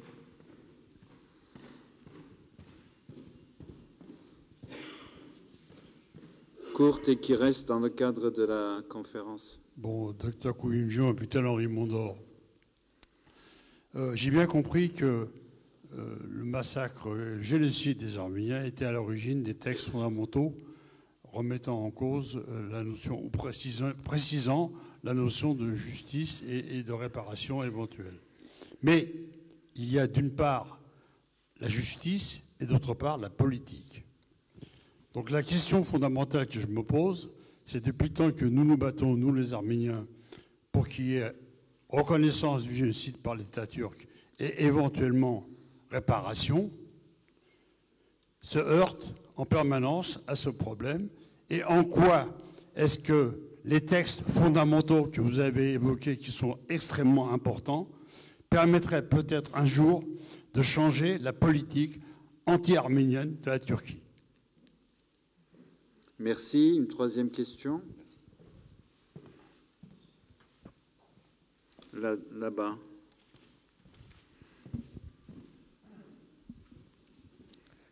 Effectivement, chez LDF. Tout d'abord, félicitations aux deux orateurs pour ces exposés absolument passionnants. J'aimerais savoir combien d'Arméniens ont pu se réfugier en France. Et je crois qu'il y a une forte communauté dans la vallée du Rhône. Moi, je me souviens, quand j'étais au lycée public de Valence, mon meilleur copain était un Arménien. Merci. Merci. On peut répondre? Bon, sur la dernière question, je peux répondre rapidement. On pense qu'il y avait déjà 3-4 000 Arméniens avant la Première Guerre en France, des trois empires d'ailleurs, des marchands, des étudiants, des exilés politiques. Certains sont engagés volontaires aux côtés de la France pendant la Première Guerre. Bon, mais le gros des Arméniens de France, même s'ils sont présents dans le paysage depuis fort longtemps, en réalité même depuis le Moyen-Âge, mais enfin, sont arrivés à peu près 60-65 000 à partir de 1923-24, lorsque justement, après le traité de Lausanne, après la naissance de la République turque, les Arméniens qui ont choisi de partir ont vu sur leur passeport marqué « retour interdit », puis certains ne pouvaient pas du tout revenir, étaient revenus pendant la période d'armistice, ramenés par les Français et les Anglais, et puis ont été chassés par Kemal. Donc ils sont à peu près 60-65 000 à arriver. Il y en a d'autres qui sont arrivés au fil des crises du Proche-Orient, enfin jusqu'aujourd'hui, au fil des crises aussi du Caucase. Et ils ne sont pas venus spontanément, enfin certains oui, mais beaucoup sont venus parce qu'on est allé les chercher pour travailler. La France, au lendemain de la guerre, avait besoin de main-d'œuvre pour reconstruire. Déjà pendant la guerre, à partir de 1916-17, le front du travail est un des fronts. On cherche des travailleurs partout. En Chine, ils arrivent avec des contrats. On demande aux Russes s'ils n'ont pas des travailleurs, trop de gens qui pourraient travailler aux pays neutres et tout. Donc, ils viennent avec des contrats de travail. On va les chercher notamment dans les camps de réfugiés de Syrie-Liban qui sont sous mandat français, dans les camps de réfugiés en Grèce. Après, certains essayent de partir aux États-Unis, mais les lois des quotas commencent à les réfréner. Donc, ça sera la principale communauté. Alors, effectivement, ils s'aimaient tout le long du sillon rhodanien, dans les campagnes pour une partie d'orphelins aussi, dont on perd la trace. Donc, dans les chantiers, dans les usines, dans les mines, jusqu'à la région parisienne et au-delà. Et donc, ils viennent avec des contrats, essaient de se regrouper. Effectivement, Valence est une des communautés importantes. Après les Italiens, c'était la deuxième communauté d'origine étrangère. Et ça a été l'objet d'une des premières enquêtes sociologiques de Bastide en 1931 sur les Arméniens de cette région, de Valence, avec le pari, à la différence d'autres, qu'ils allaient s'intégrer, s'assimiler. Parce qu'à la même époque, on ne les accueille pas forcément toujours très bien. Le maire de Marseille, quasiment littéralement, parle de la peste et du choléra qui s'abat sur le port de Marseille, soi-disant parce qu'ils sont pourchassés par les Turcs. Mais voilà, et Bastide, lui, fait le pari de l'intégration qui passerait par les enfants. À la même époque, il y a Moko, en 1933, qui sera ensuite vichiste, très très fort, et qui fait la première thèse d'économiste, psychologie économique sur les étrangers désirables ou indésirables, suivant leur capacité de profiter à la communauté, à la vie économique française. Alors les Arméniens sont classés avec les Juifs israélites, les Juifs du Levant, les Israélites du Levant, au bas de l'échelle. Et alors en plus, les Arméniens, c'est pire que tout parce que comme réfugiés, on ne peut même pas les flanquer dehors. Donc voilà, donc le discours n'a pas non plus été toujours très accueillant, même si aujourd'hui, ils sont un peu consacré comme un peu une immigration exemplaire qui a gardé ses racines, mais qui fait pas trop de vagues, paye ses impôts, a payé l'impôt du sang, contribue à la vie de la nation, fait partie intégrante de la vie française.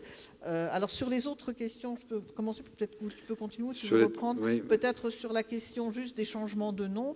En 1934, effectivement, mais ça Alexis peut aussi compléter largement, il y a eu une politique qui n'était pas non plus adressée qu'aux Arméniens, mais une politique de turquification aussi pour les Kurdes et autres, et donc on a forcé les gens à changer leur nom. Alors certains ont résisté et à prendre des noms plus turcs.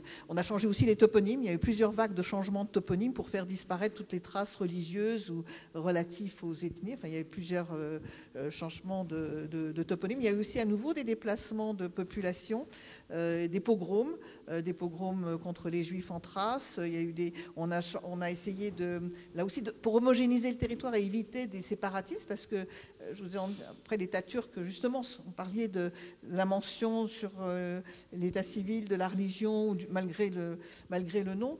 Il y a des numéros qui indiquent qui est qui. Et comme d'autres populations aussi ont essayé de faire valoir leur identité, les Kurdes ou les Caucasiens arrivés là, ils ont été déplacés de part et d'autre. Il y a eu des attaques contre les Kurdes alévis du Dersim en 1937-38, très vigoureux. Tout à l'heure, je n'ai pas évoqué le massacre aussi, les génocides aussi. Moi, personnellement, j'utilise le terme de génocide pour les Grecs pontiques, pour les Assyro-Chaldéens, pour les Yézidis. Les Yézidis n'avaient même pas de statut dans l'Empire ottoman. Les autres avaient un statut de dhimmi, mais eux n'avaient même pas de statut. Ils étaient considérés soit comme des hérétiques de l'islam, donc à abattre, soit comme des païens, encore plus à abattre. Et il y a eu toute une série de firements, de persécutions, plus de 75. Et ils ont subi exactement le sort des Arméniens. Donc il y a aussi quelque chose qui participe à la nature de l'État turc, d'abord de l'État ottoman et de l'État turc ensuite, qui a conservé une conception de la nation exclusive, qui exclut au lieu d'inclure. Enfin, malgré toutes ces difficultés, la France a une notion inclusive de la nation. Là, on exclut tout ce qui fait pas, tout ce qui rentre pas dans le moule. Et après, maintenant, il n'y a plus beaucoup de minorités non musulmanes à se mettre sous la dent. Il n'y a plus d'Arméniens, il n'y a plus de Grecs, il n'y a plus de Juifs, il y a plus. Bon, alors, il y a encore les Kurdes, c'est un gros morceau. Il y a les dissidents, les intellectuels, parce qu'il faut aussi dire qu'il y a une partie de la société qui résiste à ça. Enfin, j'en veux pour preuve la société civile qu'il faut accompagner d'ailleurs. Donc, je ne sais pas si j'ai répondu directement à votre question, mais merci Claire. C'est vrai que les Arméniens, c'est un laboratoire aussi. Alors, les textes fondamentaux et... Alors aussi, Simone Veil, c'est intéressant, je pense qu'on vous parlait de la ministre et non pas de la philosophe. En fait, c'est toute la question qui a été posée il y a une vingtaine d'années sur la concurrence des victimes. En fait, cette concurrence des victimes, elle a été réelle parce que aussi... on n'avait pas encore fait le travail, en fait, notamment pour la Shoah, de redéfinir la Shoah comme un génocide.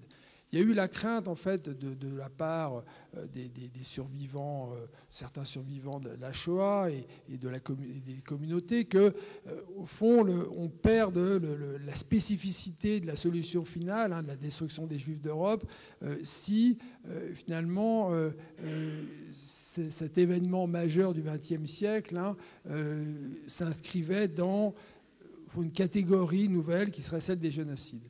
Et puis, en fait, ce qui est très intéressant, c'est que justement, on a mieux compris la Shoah en l'interrogeant en fait comme un génocide. Et du reste, c'était aussi le travail de Lemkin, que vous l'avez compris. S'il conçoit le terme de génocide, c'est parce qu'il étudie l'Europe occupée et le sort des Juifs. Donc ça, c'est un point important qui fait que ça a peut-être été un moment, ça je ne sais pas par rapport à Simone Veil, ça a peut-être été un moment de réticence par rapport effectivement à une dimension plus mémorielle.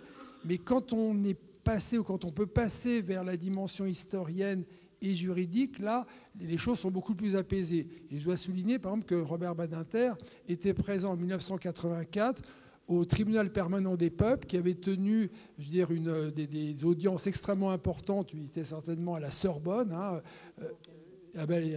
Claire l'avait co-organisé. C'est extrêmement, c'est le tribunal Russell. Et Robert Badinter, en tout cas, a envoyé un texte où ça figure dans l'ouvrage publié donc chez Flammarion. Donc voilà. Et puis peut-être aussi dire encore deux éléments qu'au fond, si vous voulez, les génocides ne sont pas séparés les uns des autres. Je veux dire, l'importance pour l'État nazi du génocide des Arméniens et surtout de la manière dont, en fait, la Turquie kémaliste, la Turquie qui va naître en 1923, est une Turquie font épurée de la menace microbienne arménienne. Donc les travaux de l'historien Stéphane Irigue l'ont très bien montré. Je veux dire, les nazis ont été fascinés par le régime kémaliste qui a parachevé le génocide et qui finalement a organisé une société de race turque. Vous savez qu'il y a une race turque et que ceux qui ne sont pas de race turque, ce sont des citoyens de seconde zone. Bah oui, je veux dire qu'ils sont assassinés comme Randink. Donc le lien, il est extrêmement fort. Et donc, en fait, c'est comme le génocide des Héros et des Namas qui a servi aux nazis pour concevoir effectivement le racisme d'État et l'élimination des Juifs. Donc, dès lors qu'on comprend ça, vous voyez, il n'y a plus effectivement cette question de la concurrence des victimes. Et puis donc, pour répondre à votre question, monsieur, vous avez posé une question majeure qui, au fond, est la question de qu'est-ce qu'on fait, pourquoi est-ce qu'on fait tout ça ? Pourquoi est-ce qu'on échange ? Pourquoi est-ce qu'il y a effectivement des institutions de pensée ? Pourquoi est-ce qu'il y a une société civile ? Ben oui, bien sûr, c'est vrai que le rapport de force internationaux, comme l'a montré Claire Mouradian, la force des États, c'est certain, effectivement, que ça peut balayer finalement tous les efforts de justice, de réparation, de vérité. Bon. Mais en même temps, moi je pense qu'il ne faut pas renoncer parce que ça a de l'impact aussi, qu'au fond de sortir le génocide des Arméniens d'une espèce de non-droit, oui, d'inexistence en termes juridiques et judiciaires, et de le ramener au cœur de ce qui fait quand même le patrimoine universel, c'est-à-dire cette justice pénale internationale qui fait qu'on peut prévenir, qu'on peut dire effectivement à tel dictateur, eh bien, dans 10, 20 ou 30 ans, vous serez devant des tribunaux, eh bien, tout ça, ça a quand même de la force. Et au fond, ce soutien à la justice émane des sociétés. Donc, toutes les institutions comme la vôtre, hein, qui, effectivement, amènent les sociétés à réfléchir, à s'éduquer, eh bien, c'est du savoir et c'est aussi du pouvoir. Et je donne juste un exemple qui me concerne, mais qui, moi, m'a intéressé. La thèse sur, au fond, l'usage d'un acte de génocide contre les Arméniens du Haut-Karabakh, elle est discutée, mais moi, je l'ai effectivement défendue, comme notamment aussi le premier procureur de la Cour pénale internationale, qui s'appelle Ocampo, qui avait fait un rapport qui est sorti effectivement au moment, donc septembre 2023, hein, au moment où, effectivement, les Arméniens du Haut-Karabakh étaient affamés totalement. Et donc, ce n'était pas du tout la thèse qu'on voyait effectivement dans les chancelleries européennes, qui était en gros, c'est une affaire territoriale, quoi. Bon, voilà, les Arméniens ont pris du territoire aux Azerbaïdjanais, maintenant les Azerbaïdjanais prennent du territoire aux Arméniens. Bon, voilà, ça c'est la vie des nations, etc. Bon. Mais en fait, quand on réfléchit en termes effectivement d'usage d'un acte de génocide, ça devient beaucoup plus sérieux. Et l'épuration ethnique, là, effectivement, s'imposait. Et moi, ce que j'ai constaté, c'est que Catherine Colonna, qui était à l'époque ministre des Affaires étrangères, et ça c'est important parce que ce n'était pas du tout dans la ligne diplomatique, a dit oui, on assiste à une épuration ethnique au Haut-Karabakh. Et en fait, c'est venu parce que moi et d'autres, on a effectivement dit que, attention, c'était la poursuite du génocide. Ben oui. Bien, merci. Alors, vraiment une dernière question, parce qu'ensuite, c'est le grand maître qui va prendre la parole. Une question courte, s'il vous plaît. Azad Krikorian, c'est plutôt pour apporter un complément d'information. En 1987, il y a eu la reconnaissance du génocide arménien au Parlement européen, je crois. Dans le bureau de Henri Saby était présent Simone Veil et je crois Jean Le Canuet, et il a été fait mention de la phrase « Il n'y a eu qu'un seul génocide au XXe siècle, c'est le génocide juif ». Peut-être cela explique ceci. Bon. Alors, deux mots, cher Vincent. Oui, mais j'entends bien, mais voilà, c'est ce que je vous expliquais. Il y avait un contexte, effectivement, de concurrence des victimes et des mémoires. Mais ça n'a pas empêché, si vous voulez, le progrès commun. Et peut-être finir quand même aussi sur une œuvre majeure d'un juif, Franz Werfel, qui va écrire Les 40 jours du Moussada en 1933, hein, pour alerter ses concitoyens autrichiens et allemands de ce qu'implique une politique de persécution, de discrimination, de racisme. Il l'écrit en 1933. Son livre est immédiatement interdit. Il est traduit en français. Hein, il aura un très grand succès. Et on sait que dans les ghettos juifs affamés puis détruits par les nazis, eh bien, on lisait les 40 jours du Moussada parce que c'était une œuvre de résistance aussi. Hein, c'était une œuvre extrêmement importante. Et voilà, je pense que le soutien apporté aux Arméniens par les écrivains juifs et réciproquement, elle est essentielle aussi. Donc, voilà, je pense que c'est quand même ce qu'on doit retenir, en fait, c'est voilà, cette unité quand même des femmes et des hommes de bonne volonté face aux pires destructions. Je voudrais juste rajouter qu'au moment de la construction du mémorial de la Shoah, alors pas le premier mémorial, mais lorsque le musée a été lancé en 2005, Simone Veil qui présidait, mémorial a aussi intégré le génocide des Arméniens. Il y a eu l'exposition de 2015, l'exposition en 2021 à Drancy, il y a encore une exposition dans l'allée des Justes. Il y a aussi les deux numéros en fait de la revue d'histoire de la Shoah consacrés à cela. Depuis une vingtaine d'années, il y a un enseignement organisé de formation pour les enseignants du secondaire, avec à chaque fois des sessions sur les autres génocides. Il y a la constitution d'un centre Lemkin, justement maintenant, un centre de ressources pour rassembler des documents et des archives sur les autres génocides. Bon, j'ai participé pour ma part à la collecte d'archives auprès notamment des archives nationales d'Arménie, un certain nombre de documents qui sont maintenant... il me reste à finir de traduire l'inventaire, mais enfin, qui sont là. Il y a eu aussi Hélène Dumas qui s'est occupée pour le génocide des Tutsis. Donc le mémorial aussi, voilà, ce qu'évoquait Vincent est très juste, il y a une période d'idée d'unicité de la Shoah, de spécificité, mais bon, chaque événement est spécifique, ça c'est évident. Mais le développement des études comparées des génocides ont beaucoup progressé et sont devenus maintenant incontournables. Et donc ça, voilà, les positions ont changé, peut-être aussi avec la distance prise et puis ce que tu as évoqué tout à fait, le développement des connaissances. Et en ce moment, on peut dire, on a parlé de Stéphane Éric, mais qui lui considère qu'il faudrait réintroduire justement le génocide arménien dans l'histoire, pas simplement turco-arménienne. C'est pas une histoire turco-arménienne, ce que j'ai essayé de vous montrer, mais dans l'histoire européenne et internationale. Bon, c'est un événement, ça se passe pendant la Première Guerre, qui est un événement mondial. Et sur d'excellents travaux sont maintenant faits par des chercheurs turcs, parfois en exil, ce qui est plus facile, mais aussi sur place, ce qui est très dangereux pour un certain nombre d'entre eux. Et il y a vraiment un développement. Donc ça, c'est une petite pointe d'espoir. On peut peut-être terminer sur ça.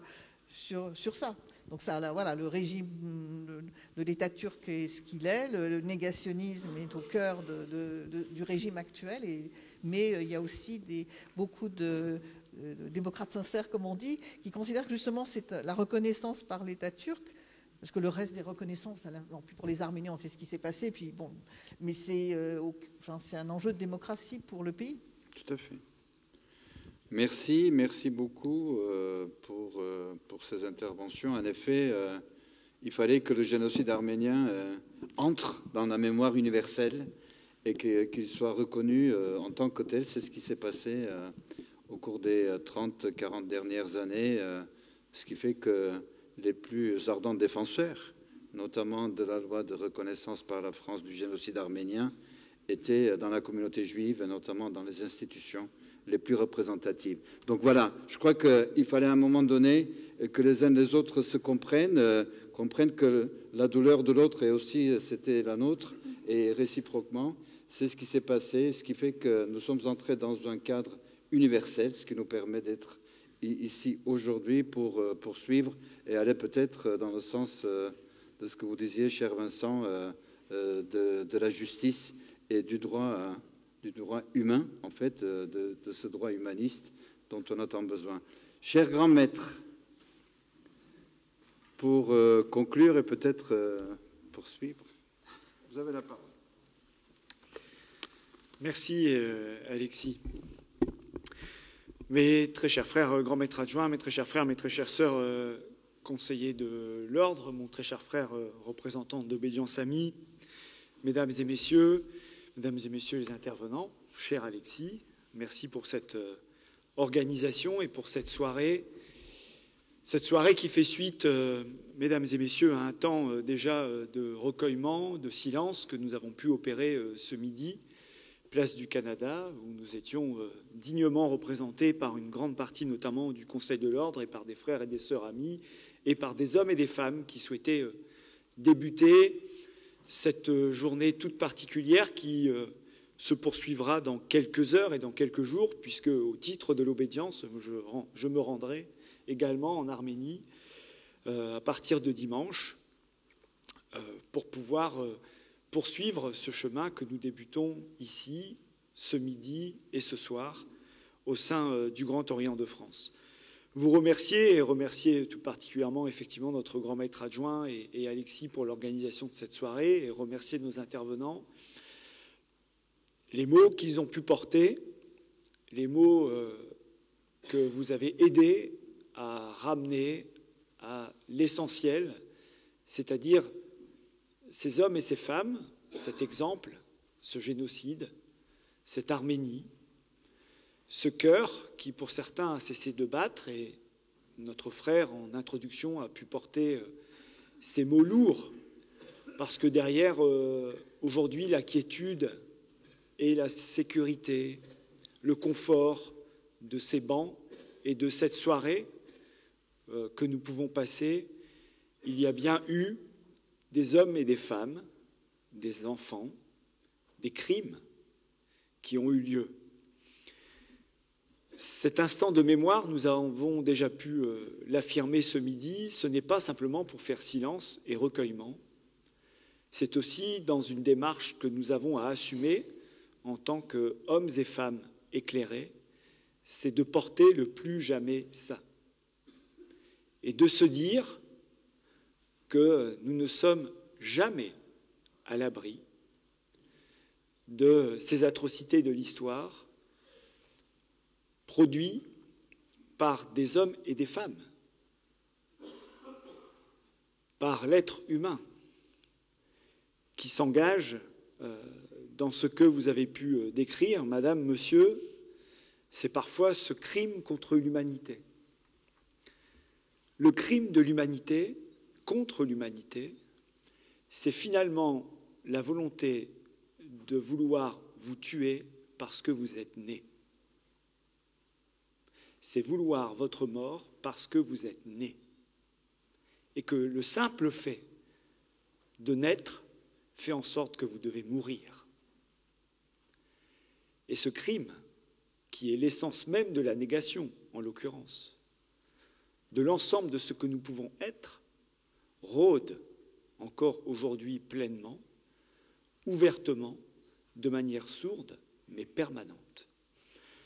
Alors mes frères, mes sœurs, vous avez et nous avons abordé justement cette ambition internationale de justice, de politique, mais aussi, et le mot a été prononcé, je ne peux que le saluer, de résistance.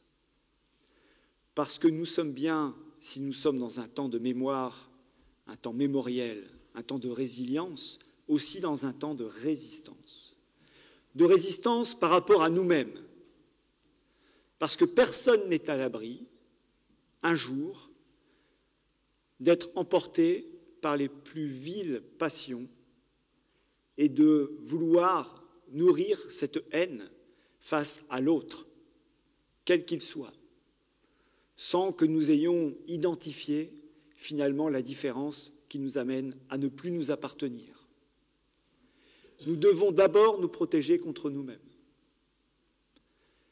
Parce que demain, nous ne savons pas, même ici, même dans ce pays, ce que certains ou certaines qui arriveraient à des responsabilités politiques pourraient nous amener à penser ou à désigner comme coupables. Hier, l'Arménie. Demain, qui seront-ils? Même ici, parce que voisins, parce que différents, parce que peut-être pas accueillis tels que nous aurions dû l'être, ou peut-être pas intégrables, assimilables, trop différents. En tout cas, nous ne les reconnaisserions pas comme tels, alors que c'est la maison même de la reconnaissance que la République universelle dans son ambition. Mes frères, mes sœurs, mesdames et messieurs, cet acte de résistance que nous avons à produire pour nous, nous avons bien évidemment à le porter vers l'autre. Pas simplement en l'avertissant et en lui disant « protège-toi de toi-même », mais en lui tendant la main et en lui disant en sorte « suis-moi, accompagne-nous, porte avec nous ce courage de l'élan, de la liberté, de la fraternité, et plutôt que de fermer ces ponts, il s'agit de les baisser et de les ouvrir. » Mesdames et messieurs, le Grand Orient de France, ce soir, se fait l'honneur de continuer à porter la reconnaissance de ce crime que ce peuple, que ces hommes, que ces femmes, que ces enfants ont pu subir. Le Grand Orient de France se fera honneur demain, sans aucune hésitation, sans faiblesse, de combattre celles et ceux qui voudraient faire de l'autre notre ennemi. J'ai dit.